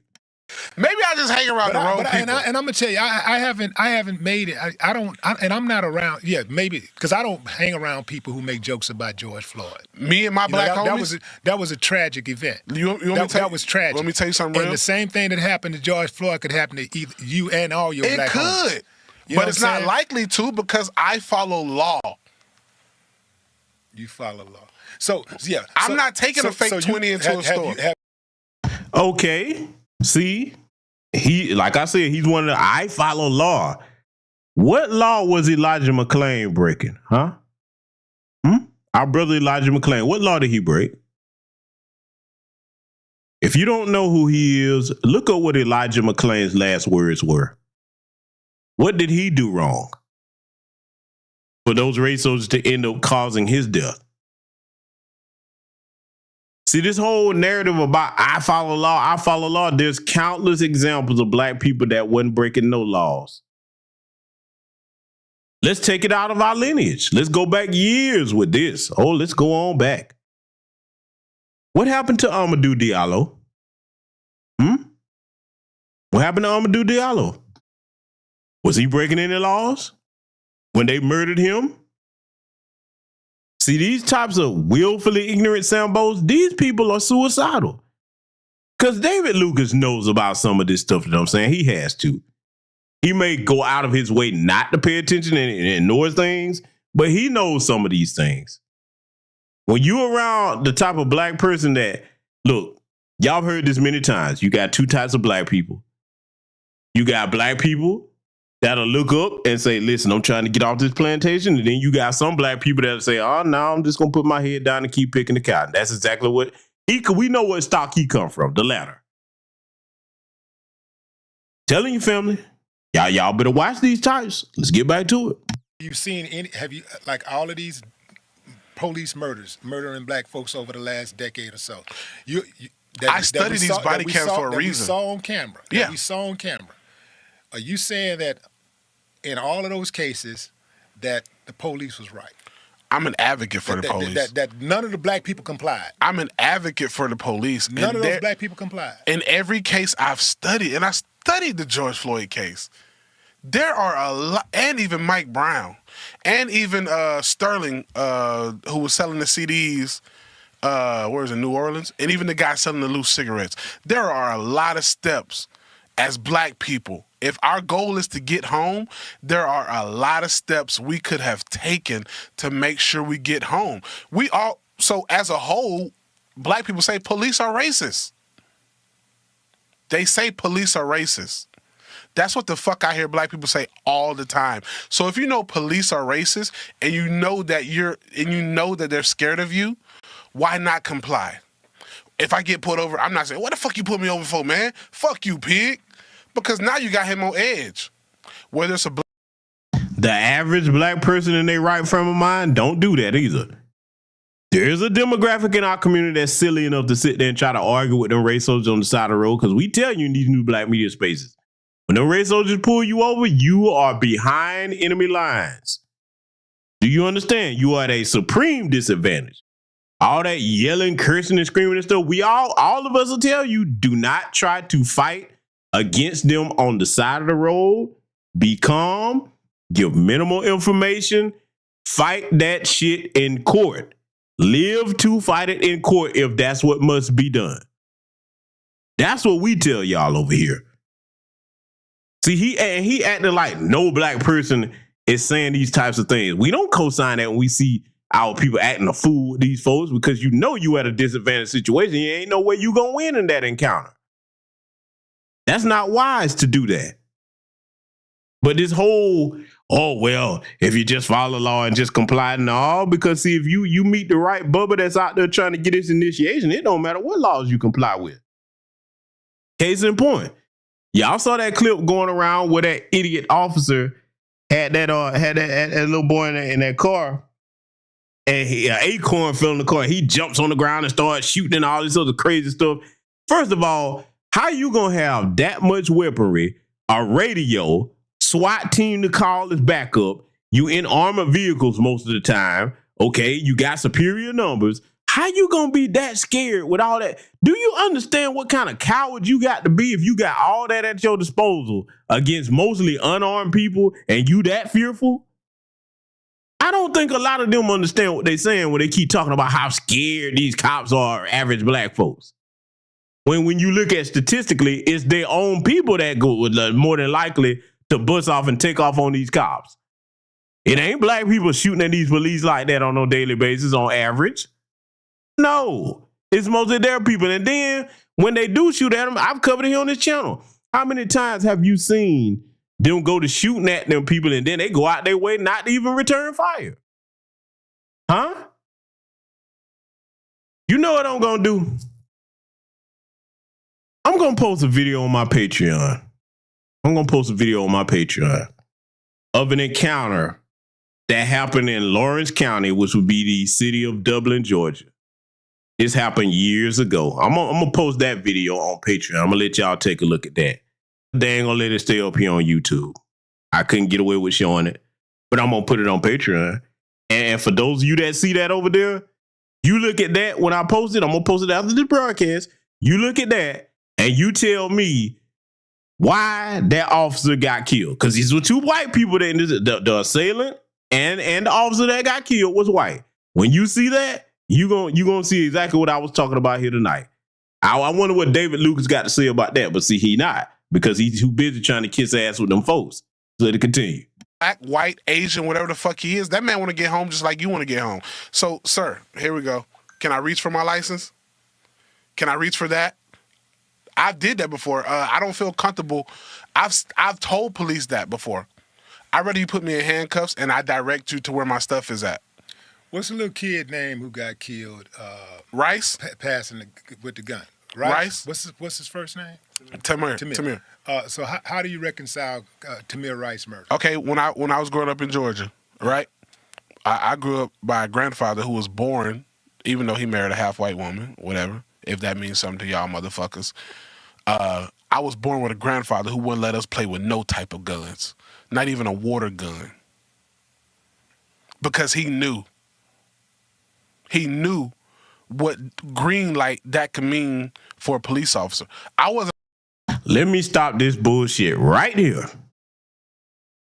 I can understand if you're the type of parent that say, I'm not going to let my children play with any type of toy gun outside of my supervision. But we gonna shut this bullshit right down right now.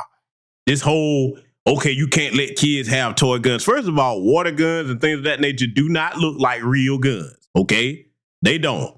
In order for you to start having guns that look like real firearms, you got to go up to replica or pellet guns and BB guns before you get to that. But a water gun, listen, let me tell you something. Okay, let's go here with it. If it's so bad for little children to have toy guns, then outlaw the damn things. Huh? How about you do that? But see this silly Sambo right here? This is why white supremacy. See, look, you know why they run around telling you in the tether class that you not like them other blacks, us, Foundational Black American Freedmen? Because your mind is so degenerate and broken that you think that it's normal for you to be oppressed and mistreated. We pay their salaries. Our tax dollars pay these race soldiers' salaries. And when our tax dollars pay for something, we have the right for that to work for us just like it works for everybody else. We shouldn't be on pins and needles around them. Now, granted, making that statement, we shouldn't, but we know how to conduct ourselves and what to tell our children about being around them. That we do acknowledge that reality. But is that right? No, it's not. That you single us out, the group that's least likely to shoot at a cop. But it's your own people that's shooting more at you every year and killing you. Because in their mind, oh, well, it's another white person, I'm safe. Okay. Regardless of the decades and decades of data and footage that they have of their own people taking off on them. But yet, black people the biggest threat to your safety. Pathetic. Allowed to have a water gun, a cap gun, a gun with an orange tip on it because my granddaddy knew what that meant. We don't have those type of people anymore that instill those same things into us. When I was growing up in the South, and I'm not 50 years old, I couldn't go spend the night at nobody's house until my mama and my granddaddy and grandmama met those people. We didn't know who they people is. I'm like, well, I can't just spend the night in their house. We didn't know who they people is. Maybe they don't got the same values that we got. You've probably heard that. Who your people is? You date somebody, who your people is, girl? Oh, okay, them good people right there. Everybody don't got the same fucking values. Everybody don't. If Tamir Rice was white, would he be dead? I don't know. Maybe. You think the police would have just did a drive-by on a little 10-year-old, possibly 11-year-old white kid? Possibly. Playing with a little gun? See, Willie, what you supposed to say to him is like, show me the case where there's a white equivalent the same age as Tamir Rice. Why didn't you say that to him, Willie? Well, I get why you didn't say it, because, again, I acknowledge that he was trying to conduct this interview, if that's what it was. Because I'm going to look at it and see if it was titled or described as a conversation, discussion, interview, or whatever, to make sure that I get the understanding for myself. But, Willie, you supposed to be like, okay, well, show me. Don't give me what you think. Show me the equivalent of a Tamir Rice where white cops pulled down and just shot a little white kid in the face without getting out trying to assess the situation. Show me where that happened. See, that's what you do, family. When they start talking this crazy, it's like, okay, cool. Don't give me what you think. Provide for me some verification, some footage, a police report, a case where this happened to a white person. That's how you shut that down. Let it continue. How 10 years? Why was he playing with a fake gun? I'm just asking you, do you think? Why was he playing with a fake gun? You're a smart guy. Do you think? Where were his parents at? Where was Tamir Rice's parents at? Could have been parents could have been in. It does matter. It does matter. Because my mom would have never allowed me to go to a playground with a fake gun. If Tamir Rice, no. You don't think he'd be dead if he was white? Yes. You think he'd be dead? Where are the parents at? Where are the parents? You don't think he would be dead if he was white? Yes, I do. You think he'd be dead? Yes. I called a cop. Where are the dead white kids who was playing with a play gun before in the history of the United States? Maybe they were taught better. Where are the dead white girls? Where are the dead white kids that play with a You toy know how gun this works, man. They got to perpetuate stereotypes. They only going to put the black ones in there. What happened? So you don't think what happened in Vegas when the black kids jumped on the white kid? Like, what are we talking about? I don't want to play semantics. I want to talk about our community and my George Floyd joke. I don't want to play semantics. I want to talk about how we can do better as a whole, and the way we can do better as a whole. Y'all see that? How he's sitting here playing in for Willie D. Face. He been talking about everything except for the damn George Floyd joke from this whole interview. You can clearly see it. Whole is to challenge these fucking parents to be parents. Your kids should not be playing with play guns at all. At all. Red tip, water gun. I couldn't play with none of that shit because my granddaddy understood the severity of playing with a fake gun. Do you ever hold the do you ever question the integrity of the people who make those play guns and sell those play guns to the parents? It's called money, man. I'm just saying, do you ever question them? Do you ever call them out? I mean, because if that's the case, then we got to question. Salute to the good brother Mark Madison for the generous donation there, brother. Thank you very much for that. Now, see, Willie's starting to lead into what he should be asking him. Willie, why didn't you just come out and say, okay, if toy guns are so bad, why are they legal in this country for children to play with? Why not put the onus, since this is such an evil, demonic thing for a child to have, and there's just no way to make a distinction between a toy gun and a real one, well, then why should we sell something that's so dangerous to little children? And when Willie asked him, do you ever take the test? No. Okay, that means that, and pay attention to this family, especially young black people, because I know the older audience gets this. This is how you can tell when somebody's addressing something in bad faith. It's just like the white people that's always talking about Chicago, Chicago, Chicago. And if you were to say, okay, Chicago's so bad, well, what are you going to do about it? Huh? Okay, you really don't care about it. If you just keep talking about something and you don't have any solutions for the problem, then you don't really give a damn about that. So that goes to show you what David Lucas is doing here. He don't really care about no toy guns. Because if you did, hey, I respect him if he said, hey, man, I feel like that's dangerous. We shouldn't have no toy guns in America. That should be illegal. I would almost respect that if he was honest to say that. But see, listen, this is how you know that he's been groomed by his alt-right buddies that he's hanging out with. And I'm going to see it yet again. David, when your time comes, I'm going to tell you right now, I really hope that you don't reach out and think that our community is going to help you, tell the boy, you on your own. Oh, you are completely on your own. You're going to get exactly what you're looking for. It always happens. Let it continue. And why these niggas fry chicken at KFC? Like, there's so many things we can question, but I'm talking about parenting. I'm talking about parenting. So you know that my kids only can use YouTube Kids because there's too much bullshit floating on regular YouTube. I don't want my kids knowing about homosexual sex. I don't want my kids knowing about heterosexual sex at this age. We have to parent better. If we want to do better as a community, we have to parent better. What happened to the community? Where grandma at? My grandma used to fuck me up. I'm sure your grandma used to fuck you up too. Her name was Zioni. She's tatted on my arm. My grandma. We used to call her Mom. She only fucked me up once. And that's all it took. That's all it took. And you started rapping and selling newspapers. Yeah, I started selling newspaper and rapping. Come on, bro. Sure did. Damn. You know these parents don't fucking parent. Shout out to Ernestine. YouTube parent these new kids, and that's why they're so unruly. We have to parent better as a whole. If we go, I don't. Here's the thing, man. I don't have a problem with like we can't continue to put our problems on white people. But you're saying things that everybody already know, and everybody knows that. Like, so maybe if I say it again. So when you say something like that, here's the thing about that, because there are black people that speak in that type of manner, that say things that everybody know to be true, that it's easy to agree with. Like, who's going to disagree with? We got to parent better. Even if we was parenting at our optimum, we still got to parent, because there's always room for improvement. So we got to parent better. Yep. So that's easy to say, yeah. I mean, and that's something that everybody can agree on. Everybody can agree with that. So are they doing it? Everybody can agree with that. Are they doing it? I think many people. Agreeing and actually.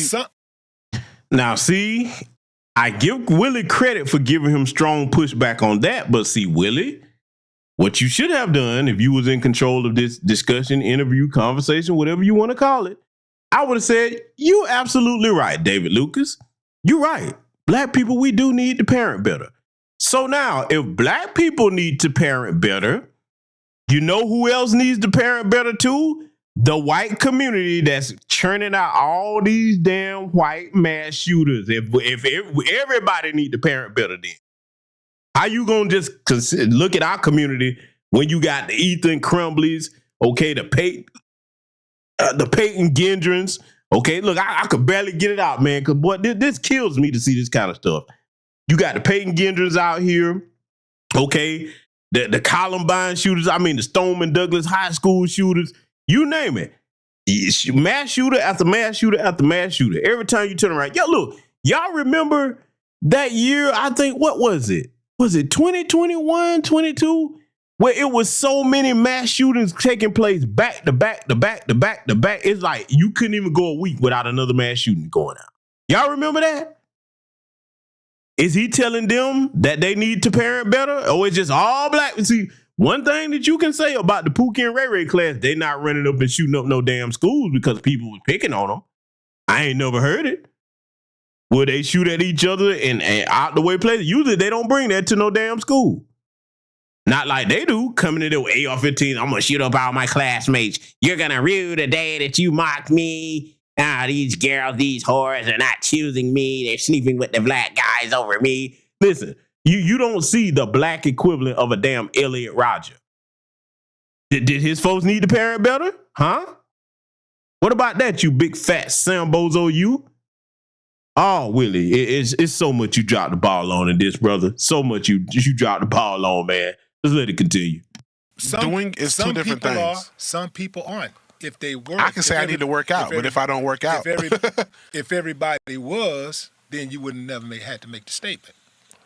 Regardless if everybody was parenting better, if that would have happened, I would have still made the statement, sir, because I'm a comedian, and my job is to push the edge. If you're offended, shame on you.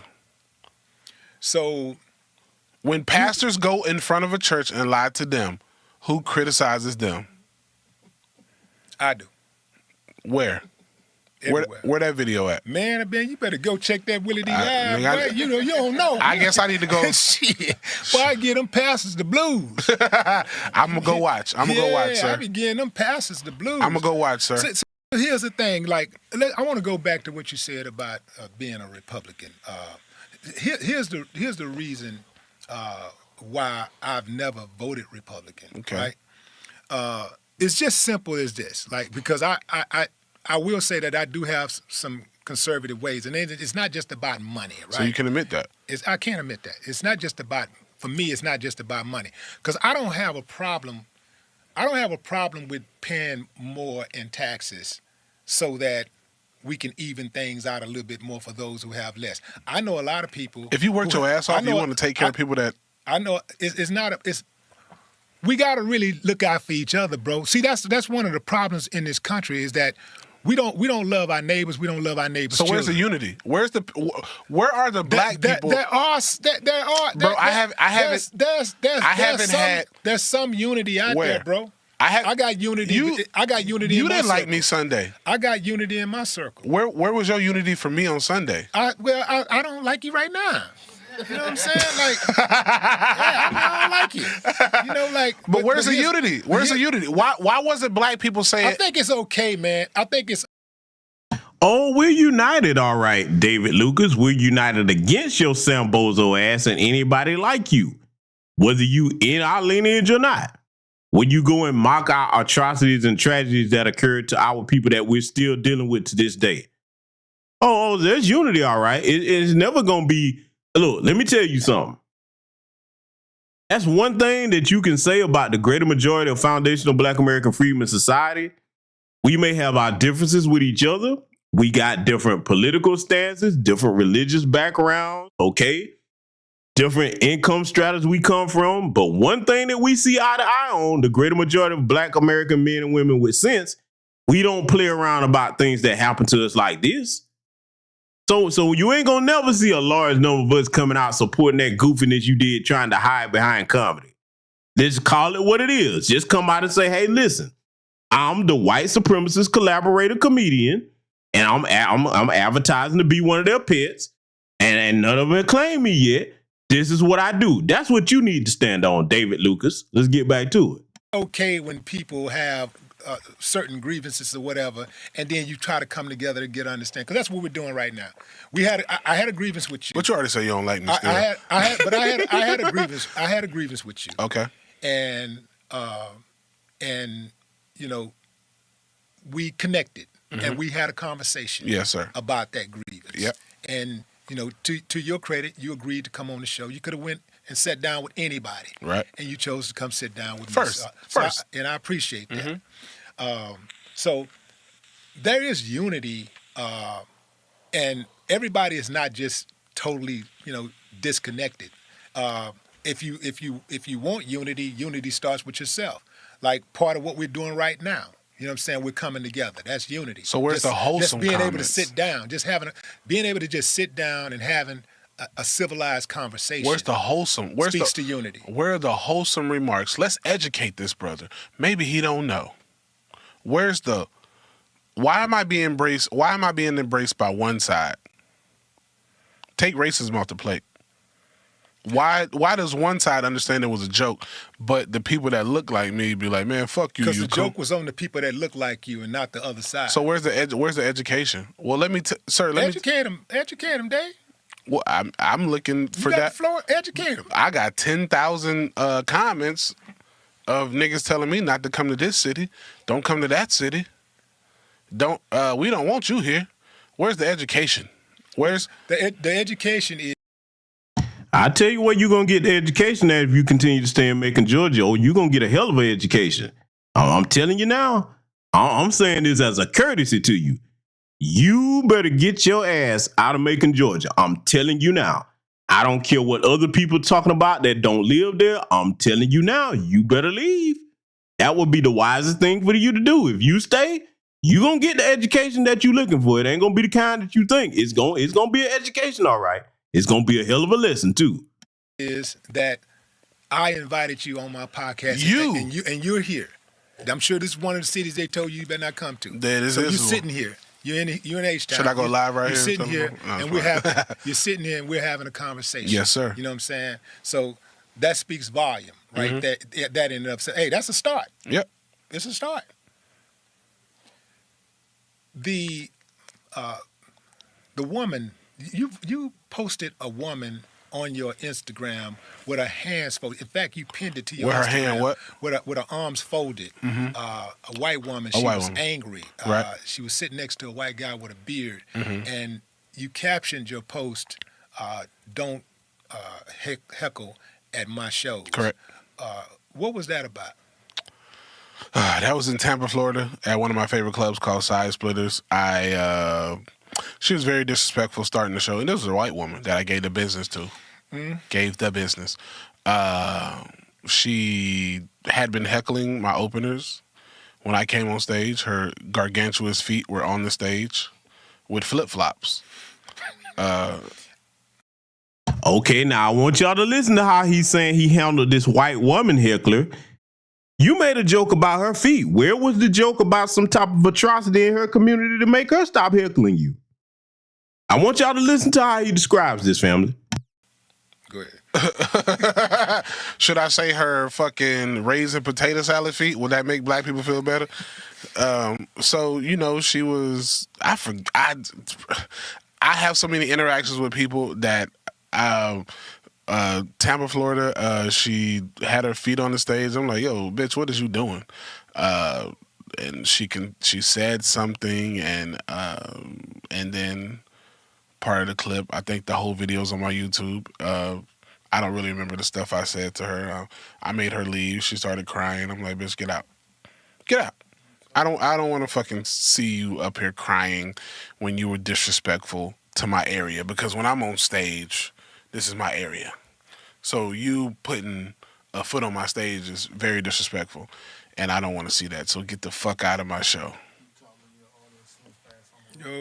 Order a Slim Fast on the rocks. And people are like, you should have ordered you one too, motherfucker. I don't like the way Slim Fast tastes. All right? That's why I didn't order me one. I've tried it. The brother Row City, Row underscore City 93 made an excellent point in the chat room. Why didn't he make an Ashley Babbitt joke towards her? Why not do that? Because, see, he would almost have a leg to stand on if you say, well, look, this is what I do with everybody. I mock everybody's tragedies. Oh, you didn't do that with that white woman, did you? And you won't do it either. I guarantee you he's not going to do the equivalent of that George Floyd, what he calls a joke. But you're going to find out that joke have serious consequences too. Certain jokes. Keep standing making if you want to. I can't stress that enough. Keep playing with them folks up there. You're going to learn. But see, I guarantee you that you're not going to go into other communities making jokes. See, look, this is what I want to see you do. If you are able to do it, because I'm telling you, you really don't understand the trouble that you're in. I want to see you go around making jokes about offensive things to people in all different communities. That's what, see, that's the only way that you will be able to say, hey, see, I do this with anybody. It ain't just my own people, or well, not our people, because you're not of our damn lineage. I want to see you go pull that. I'm talking about the worst of the atrocities. Go joke about the Japanese people being in internment camps here. Go joke with the Chinese about the yellow peril. I need you to go all across the board. I need you to go ahead and mock the 9/11 victims, okay? I need you to go ahead. I tell you one thing I bet your big stupid ass won't do. Take your ass to a Muslim community and joke about the Prophet Muhammad and see what happened to you. I want you to do that. I want you to do that. Pull that same thing with them. Oh, but listen, let me tell you something, dude. Go play with them like that if you want to see what happened to you, huh? Never mind your little Jewish Holocaust joke. Oh, no, because I still don't believe that. I'll believe that when I see it. But you go and play with the Muslim community like that and see what happened to you. Fact of business, don't just insult him verbally. Draw a picture of the Prophet Muhammad and stand up there and insult that. That's what you do. See what happened to you then. Yeah, I guarantee you're not going to see him do none of that stuff I just said. Let's let him continue. Did she try to come back at you in some type of capacity? I believe she did. The full videos on my YouTube from like 10 months ago. Yeah. It was around this time-ish, early spring, March, April, May, somewhere around there when that interaction happened. But yeah, she tried to come back, and I did what I do. So here's when you say that, why you embraced from on one side and not the other, I think that all comedians have a certain lane, right? And I think it depends on what type of jokes that you're telling.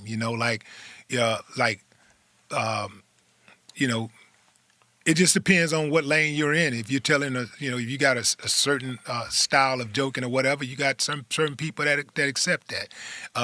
If you are, speaking another way, then another group is probably going to embrace you more.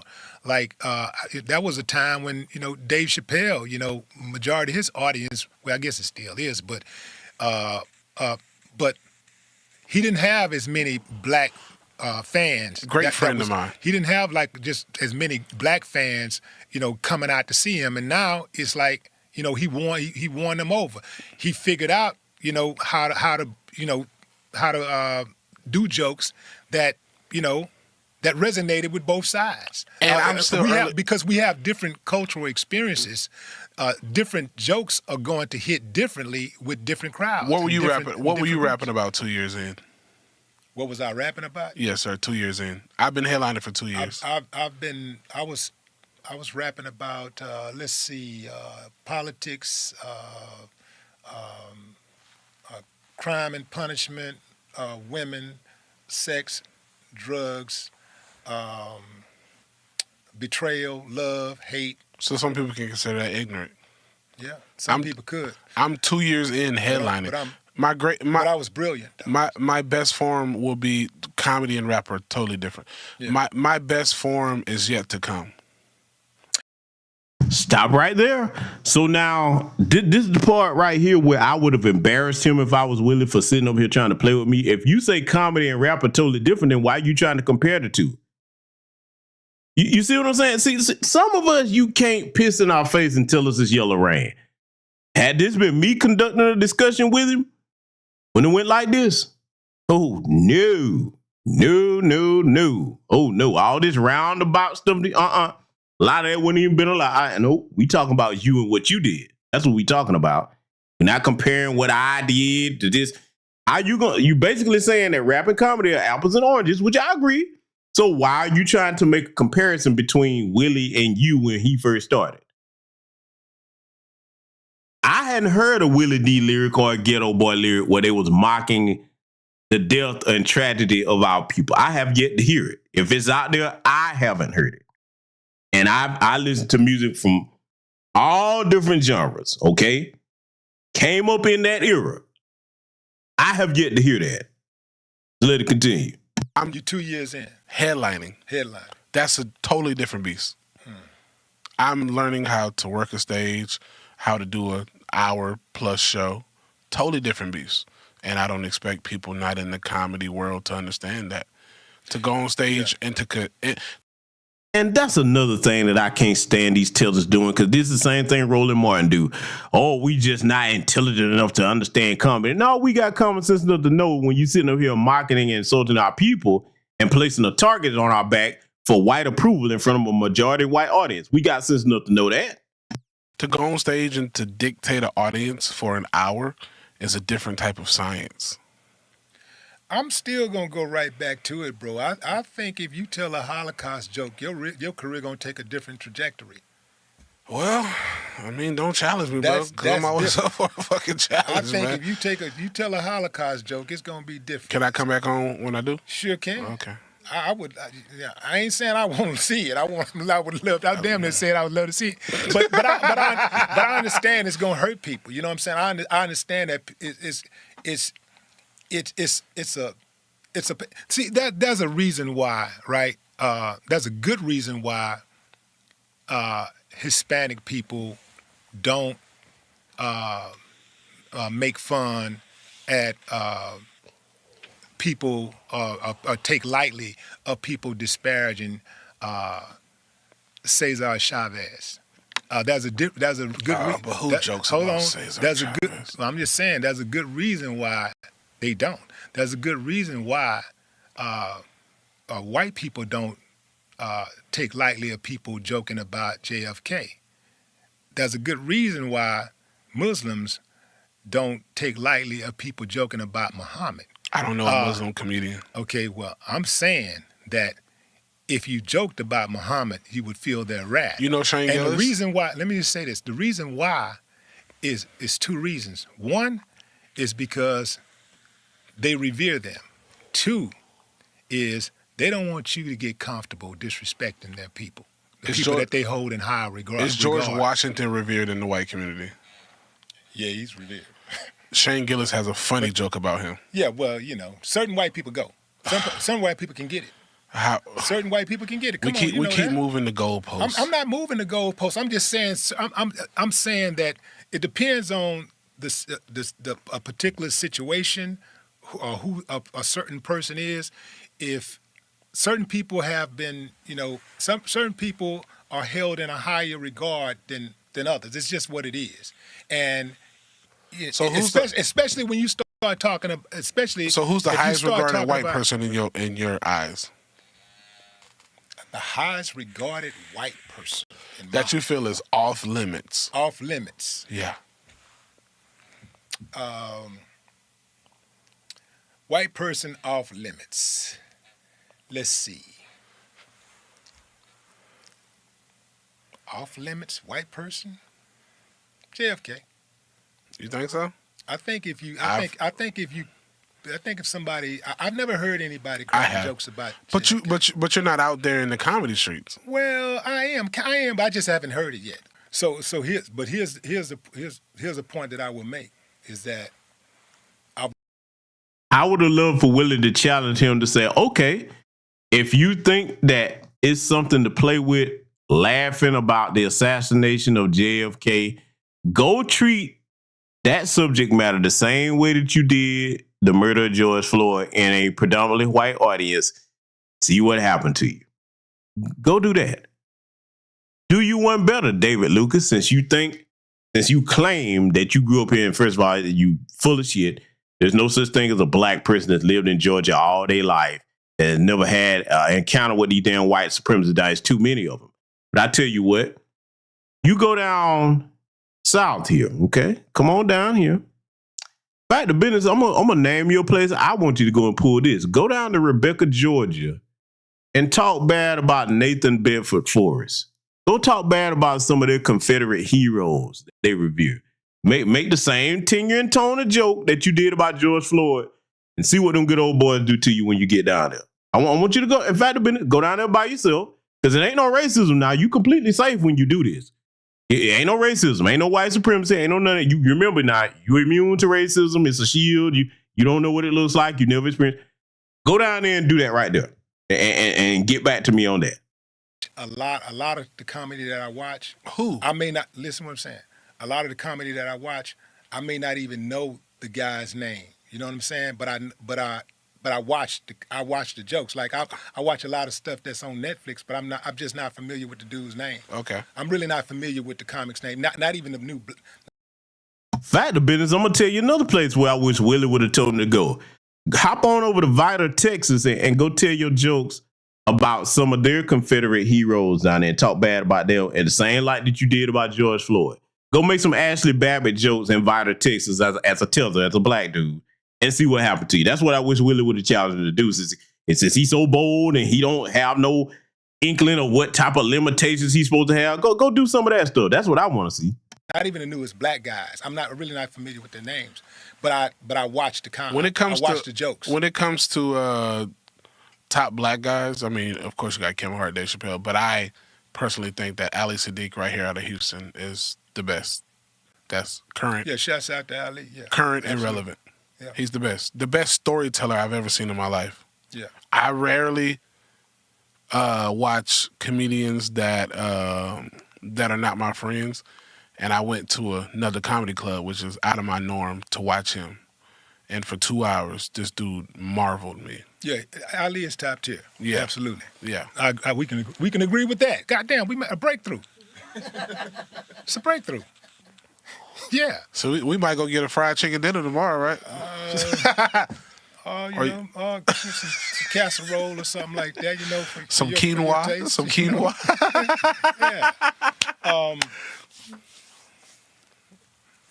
Do you believe that there'll come a time in comedy, in the comedy space, where a person will be able to tell a joke and not have basically a movement, as far as people going against what he's saying. That's what we're fighting for. That's what we're fighting for. That's what we're fighting. That's all I'm fighting for. Free speech. When I'm on that stage, I'm the court jester. Yeah. I'm there to dictate your emotions. I'm a dictator at that point. That's all we're fighting for is free speech. That's all we want. All us comedians, that's all we want. We want the opportunity to try to be funny. Whether it's funny or not is left up to the reception of the audience. But we want the attempt to try to be funny. That's it. That's all we're asking for. It's not that hard. When you're watching a comedian on stage, turn your emotional ears off. I do. I was in L.A., man. I heard plenty of racist jokes that I could have been like, man, fuck you. But what does that get me? Put out of that comedy club? An opportunity to not grow my career. So what do you do when you hear the racist joke? If it's good, I'm like, hey, you did that. I don't know how you... Family, do you hear what I'm talking about? This big, bloated, gutless, no talent, no integrity having tether said it's a such thing as a good racist joke. See, again, this is why them people tell you that they like you better than us, or that you so much different from us. This is what they mean. I've never heard a good racist joke, and I'm going to see it laughing at no, not me. I'm built different. I can't speak for everybody, but I know I've never heard one and be sitting there grinning and laughing about it directed at our people. No, not me. pull that off, but it's good. But if it's bad, I'm like, yo, man, you could have said this, maybe take that out. You didn't have to be so blatant, you know. But I get it. It's an opportunity. It's an attempt. If I'm going to understand you correctly, you're an equal opportunity offender. Yeah. And it doesn't matter who you offend. Like, you take joy in offending people. Why not?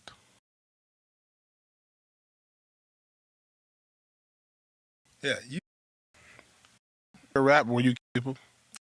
Yeah, I was. I was catering to people who was who was struggling. So what people happened? Who had been betrayed. I was catering to people who had been betrayed. So what happened to the people that were offended by what you were saying? Do you care about them, or are you gonna keep doing you? Good point. You got me there. You got me. At what point do I care about what you think if I'm doing something that's true to me? But what's true to you? What does that mean? What's true? What's to you? true to me is saying what I want. That's what's true to me. Saying what I want in the attempt to be funny.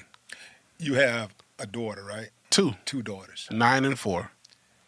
Would you just say whatever you want to your daughters, even if it offended them? Yeah, Family, I want you to listen to what this bastard is about to say next. Because, see, I'm going to say something. To you women that will sit up here and open your legs for a big, sorry, no good bastard like this, you ought to be extra ashamed of yourself when you hear what this joker is about to say about his own daughters. Just wait till you hear this. That's such a funny story because my 4-year-old the other day, she's like, Daddy, why you always call me Naka? I'm like, what? She's like, Naka. You always say Naka. I was like, oh, nigga. I'd be like, baby, that's just how I talk. That's just how I talk. What would you say if a white person called your daughter that? They did. And what happened? I told my 9-year-old, I said, baby, it's just a word. It only has the power you allow it to give it. I said, were you offended? She said, no. She said, I just thought it was stupid. I said, well, there you go. She's stupid. So call me stupid. So now he sit here and just told his daughter, oh, they just stupid. And you didn't sit down and explain to your daughter the extreme danger that comes when an anti-black racist is calling you that word. It's not just a word. That's not just a word. Sometimes that was the last thing that our ancestors heard before they perished at the hands of white supremacists. And yes, I know there's an argument. A lot of people, well, we shouldn't say it either. Listen, I'm not going to play that silly game because when it comes to white supremacists saying that word to us, you better understand that they're letting you know that you are in danger. That is not something that you take lightly. That is not a joke. It's not a game. And you damn sure don't tell a child, oh, they just being stupid. But as if there's no history behind that word. Whatever woman procreated with him, like I said, she should be ashamed. This don't make no sense. Ladies, y'all better do better about this. Because, see, unfortunately, really, to be honest with you, I got to go here with it. That's really all it takes to get in bed with some women. Some women, you can sit there, oh, he funny. Okay. And then this is what you end up with. Let's get back to it. But don't call me a coon. Don't call me a sellout. Don't say I should be canceled. Just call me stupid. I'll take that. I'm stupid. David, you're stupid, man. There we go. You're stupid. In the attempt to be funny. In the attempt to be funny, you're very stupid. I'll take that. I appreciate that. Call me an idiot. David, you're dumb. You're an idiot. What else can I call you? It doesn't offend me. This is the first time I've ever insulted anybody on my show. What else can I get away with calling you? Whatever you want, because the words don't mean shit to me. Yeah, I get it. I tell you what, man, this has been an enlightening discussion. I'm glad I could come, sir. Yeah. So hopefully we continue to fight for free speech. And all you BLM motherfuckers, y'all can see me. My tour dates is on my goddamn schedule. Ain't nobody scared. You support BLM?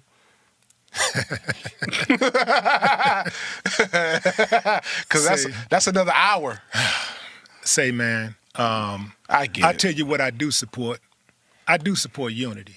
And I'm serious. Like, here, like, not just unity between us, because I just don't believe that we're gonna make it as a society if we don't figure this shit out. All of us. We're not. I don't think we're gonna. I don't think we're gonna make it. I think this shit is gonna implode on us. You get it. You get it. You're smart, Willie. We gotta figure this shit out, because, like, we live in this type of society where it's every man for himself, and you know, a lot of us, we just like care it's about a very what's individualist going on with our own thing, our own family. And the thing is, this is like, if you see that kid out, that's on the wrong track, a little lost, or Mr. whatever. Willie, can I say something? Speak. So, a lot of people call me a coon, tell me I don't like black people, but I've convinced the biggest YouTuber in the world to come to my city to help me build houses for low-income families.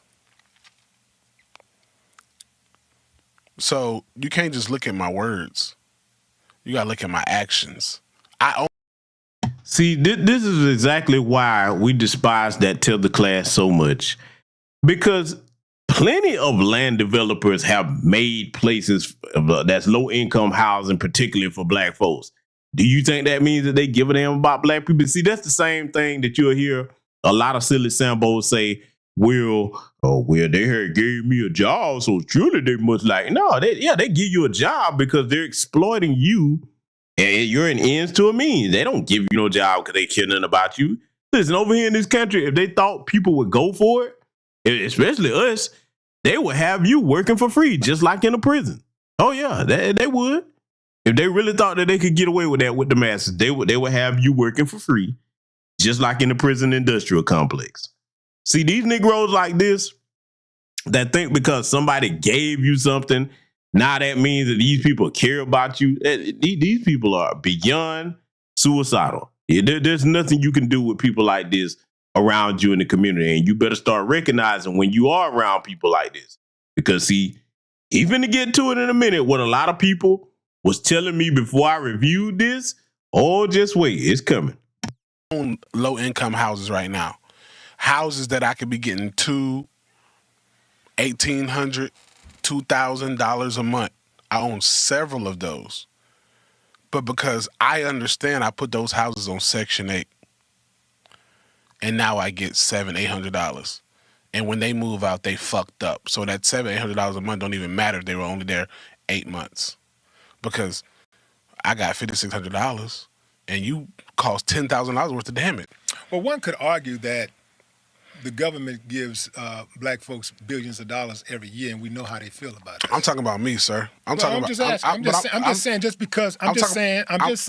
what I'm doing from my community, the city I grew up in. I'm just saying, Dave, that just because I want to make it clear that just because somebody gives you money or spend money on you doesn't mean they love you, they care about you. Because a pimp will put a nice wig on a woman in high heels and give her a purse and a nice dress and put out on the host roll to sell. I'm so glad you said that, Willie, because that applies to your good buddy Joe Rogan too. So I'm glad that you said that. What I'm saying is, I was raised by a single mama. Yeah. I know the struggle.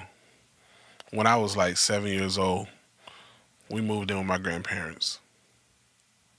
I didn't know struggle no more after that. My daddy, whatever he did great in his life, it didn't affect me because he wasn't around. I met my daddy 6 times in my life. 6. When's the last time you met him? Well, when I buried that nigga. That was the last time I saw him. How old were you? This was 3-4 months ago. Yeah. Oh, okay. Paid for his whole funeral out of my pocket. Yeah. All of it. Didn't question it because that's my lineage. That's what I did. You have other sisters and brothers? speculated, but they didn't come around. Like, I'm half Cuban and half black. So there it is. And did you see how he described his lineage? I'm half Cuban and I'm half black. So you don't identify as a black person, okay, because they're black Cubans. You have Cuban and you have black. For those that were wondering why it's so easy for him, and those that are a lot of time, and this is why we have to keep an eye on a lot of these people with these dual allegiances. Nobody can help how you were born. We understand that.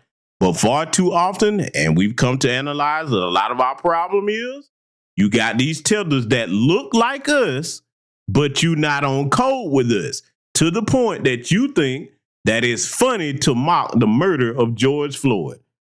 They think it's funny to go and put gold teeth in Dr. Martin Luther King's mouth every time Dr. Martin Luther King gets. See, think about it. You don't see Foundation of Black American Freedmen going and disrespecting none of their icons like that.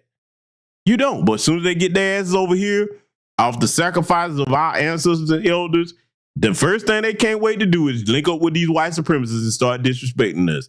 This is why I keep the Roland Martins and a lot of other people in our community that keep talking about, well, they should let the black immigrants. No, we don't need no more immigration. No, we don't. Not even the black ones, because too many coming over here are just like David Lucas.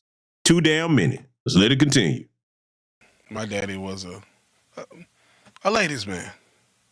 But those, I was... Oh, they gonna open up on your ass now. Open up. He's half Cuban. That's why he talking that shit. You don't think the slave ship stopped in Cuba before it got to America?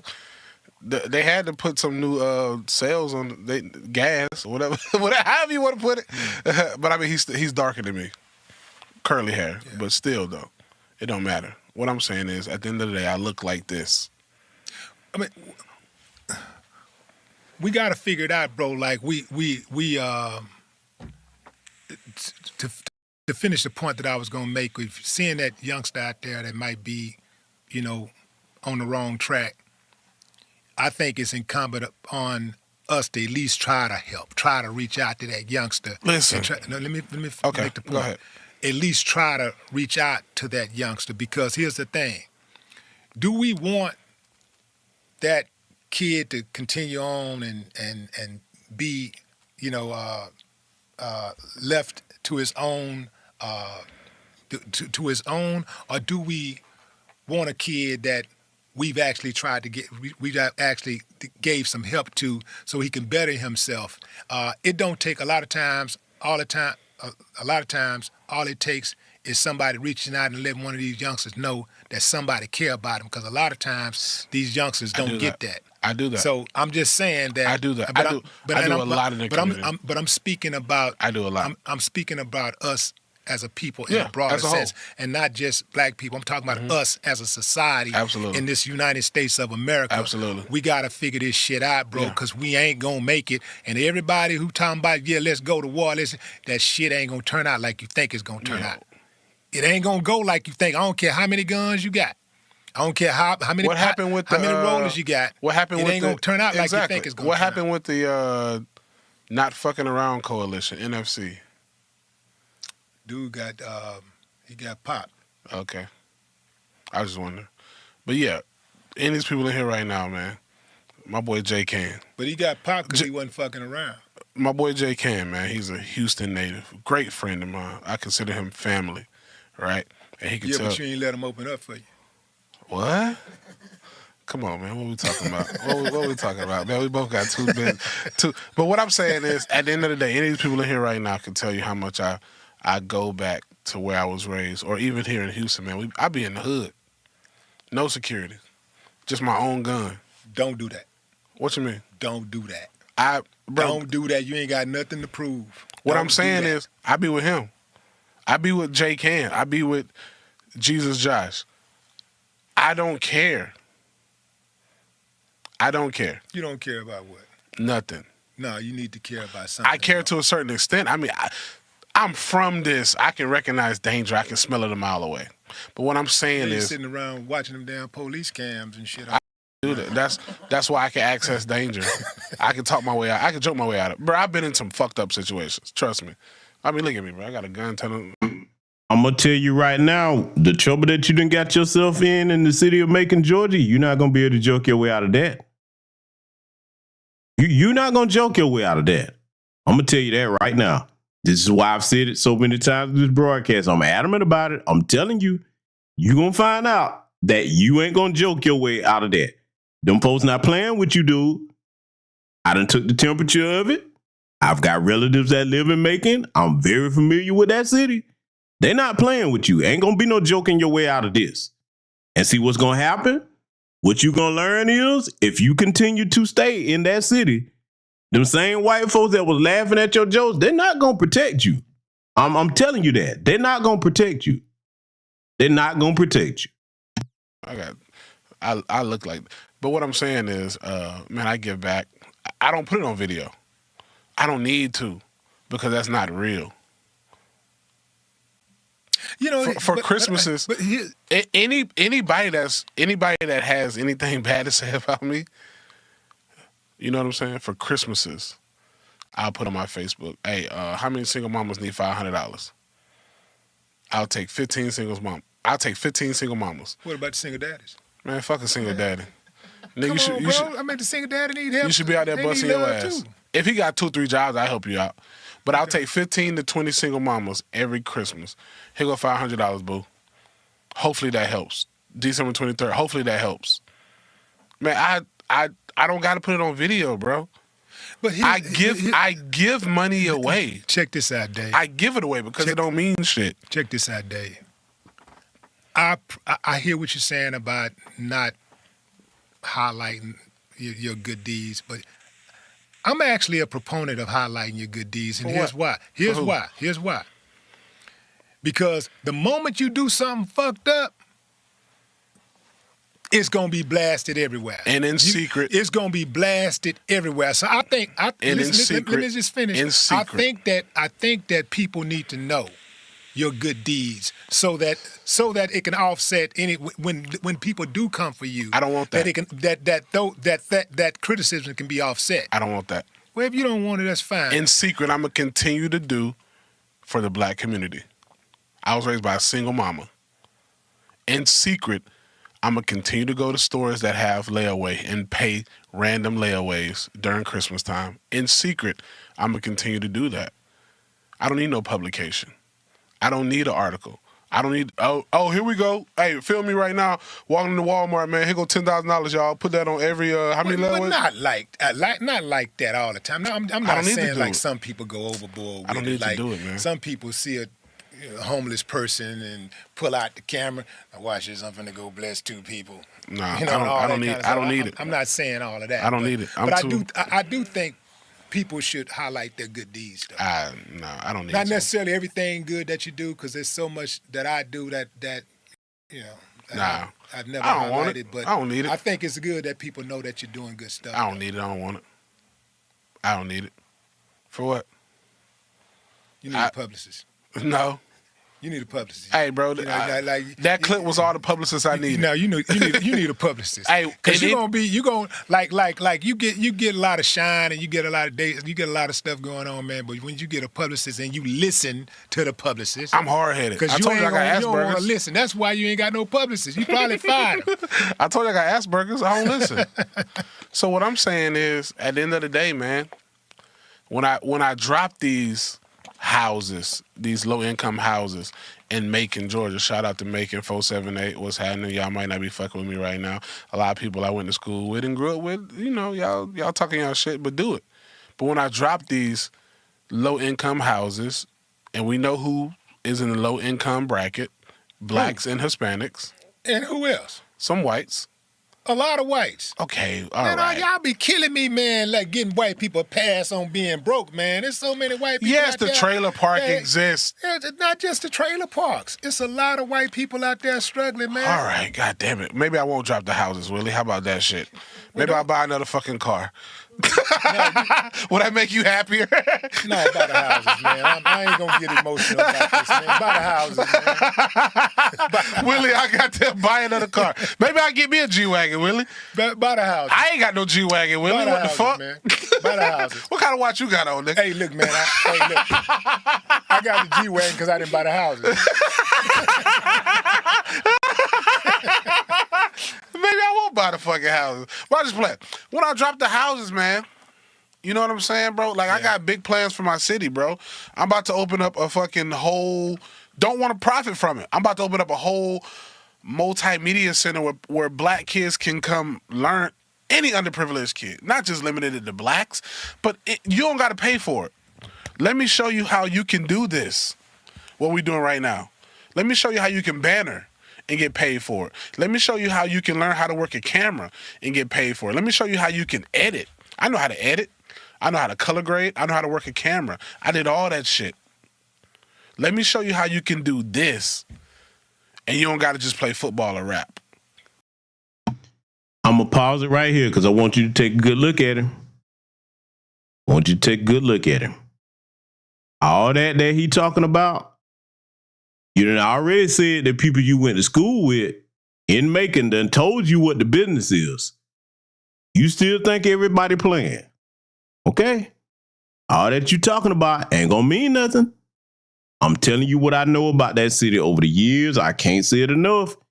If you smart, you got all this money that you claim you got, you need to be relocating. But you say you hard-headed. You're gonna find out what happened to hard-headed people too. Or do comedy. No, they gonna do comedy. They gonna speak their mind. But yeah. As I said, man, earlier, man, comedy is subjective. And just as, you know, rappers or anybody, you know, who exercises freedom of speech and counts on that being enforced, comedians have a right to say what they want to say. Thank you, sir. And that's all I ask. They also have a right to deal with the consequences that come with that. Yeah, and freedom of speech, but not a freedom of consequences. And if you're good with that, then that's what it is. Man, Thank you for coming on the show. I appreciate you, sir. Absolutely. Ladies and gentlemen, David Lucas. Mm-hmm. David Coon Lucas. David Coon Lucas. No more talk. Well, there you have it, family. And I know this was an unusually long broadcast, but I wanted to take my time and go through this so that you could hear it and actually have somebody address the certain things that were not addressed the way they should have been. As far as like defending our community, I give Willie D effort for the things that he did mention, but I had to fill in the blanks with the things that were not addressed in the manner that they should have been. Because see, a lot of people, and he himself may take issue with me saying this, but we at a point now in our history where the men can't afford to be coddling and soft-shoeing threats to the community, because that's what he is. And David Lucas, you're going to learn the hard way about how society in Macon, Georgia views you now. Got a hard head, you're going to learn a hard lesson. So with that said, salute to everybody that showed up to the broadcast. Thank you to everybody that contributed to it. And family, I'm going to leave you with this. No matter what it is that's going on around you in your community where you are, remember that you have a God-given right and a responsibility to protect yourself from any and every type of threat that tries to bring harm to your family and community. With that said, salute to you, Black First, and I will see you all in future content. It's the 50th anniversary of hip-hop, and we still have a lot of discrepancies as far as the origins of hip-hop, a lot of claims, who did what, who was the first this, who was the this and that, and such and such. But at the end of the day, we need a definitive story, all right? And that story can only be told by the founders of this culture. Like everything was being driven and influenced by young, Black, American culture. Like the slang, the style of dress, the initial music that we chose. You look at all the boroughs, you got, Money Making Manhattan and Money Earning Mount Vernon and Crooklyn. The Bronx was the boogie down Bronx. We was partying up there. I am Coke LaRock, the first MC of hip hop. First cat to pick the mic up. I introduced rapping to the turntable because when I came with it, nobody in the world was doing it. I'm right after Rudy Ray Moore. They want to come in the mix, they want to say, we started. No, you didn't. No, you didn't. No, you didn't. What came to be known as hip hop was solely an African American creation What would you get out of some Jamaican toast? What is that? I've never heard of a rapper use a Jamaican toast or a Jamaican flu as a rhyme. I never heard of it, and I don't know where that myth came from. My name is legendary Kane Trixie from the Bronx, BX from the West Side. I am the first breakdancer. That narrative that hip-hop has had 3 founding fathers, that's been rolling for the last almost 30 years, which isn't true. You don't have just 3 people who created hip-hop. Hip-hop was created by a number of different people. I am the grandfather, the godfather of the graffiti culture. I am the first element of hip-hop. The roots of hip-hop being Jamaican, absolutely false. My name is MC Sha-Rock. I am a founding member of the MC/rap culture. Cassette tapes was the internet of our time. It just traveled around by hand. I know for a fact that the b-boy stand started from the guards, the 5%ers that would be at the jams back in the days who were acting as security. If they get the real truth of how it all was created, then so many lies would not be able to be in existence.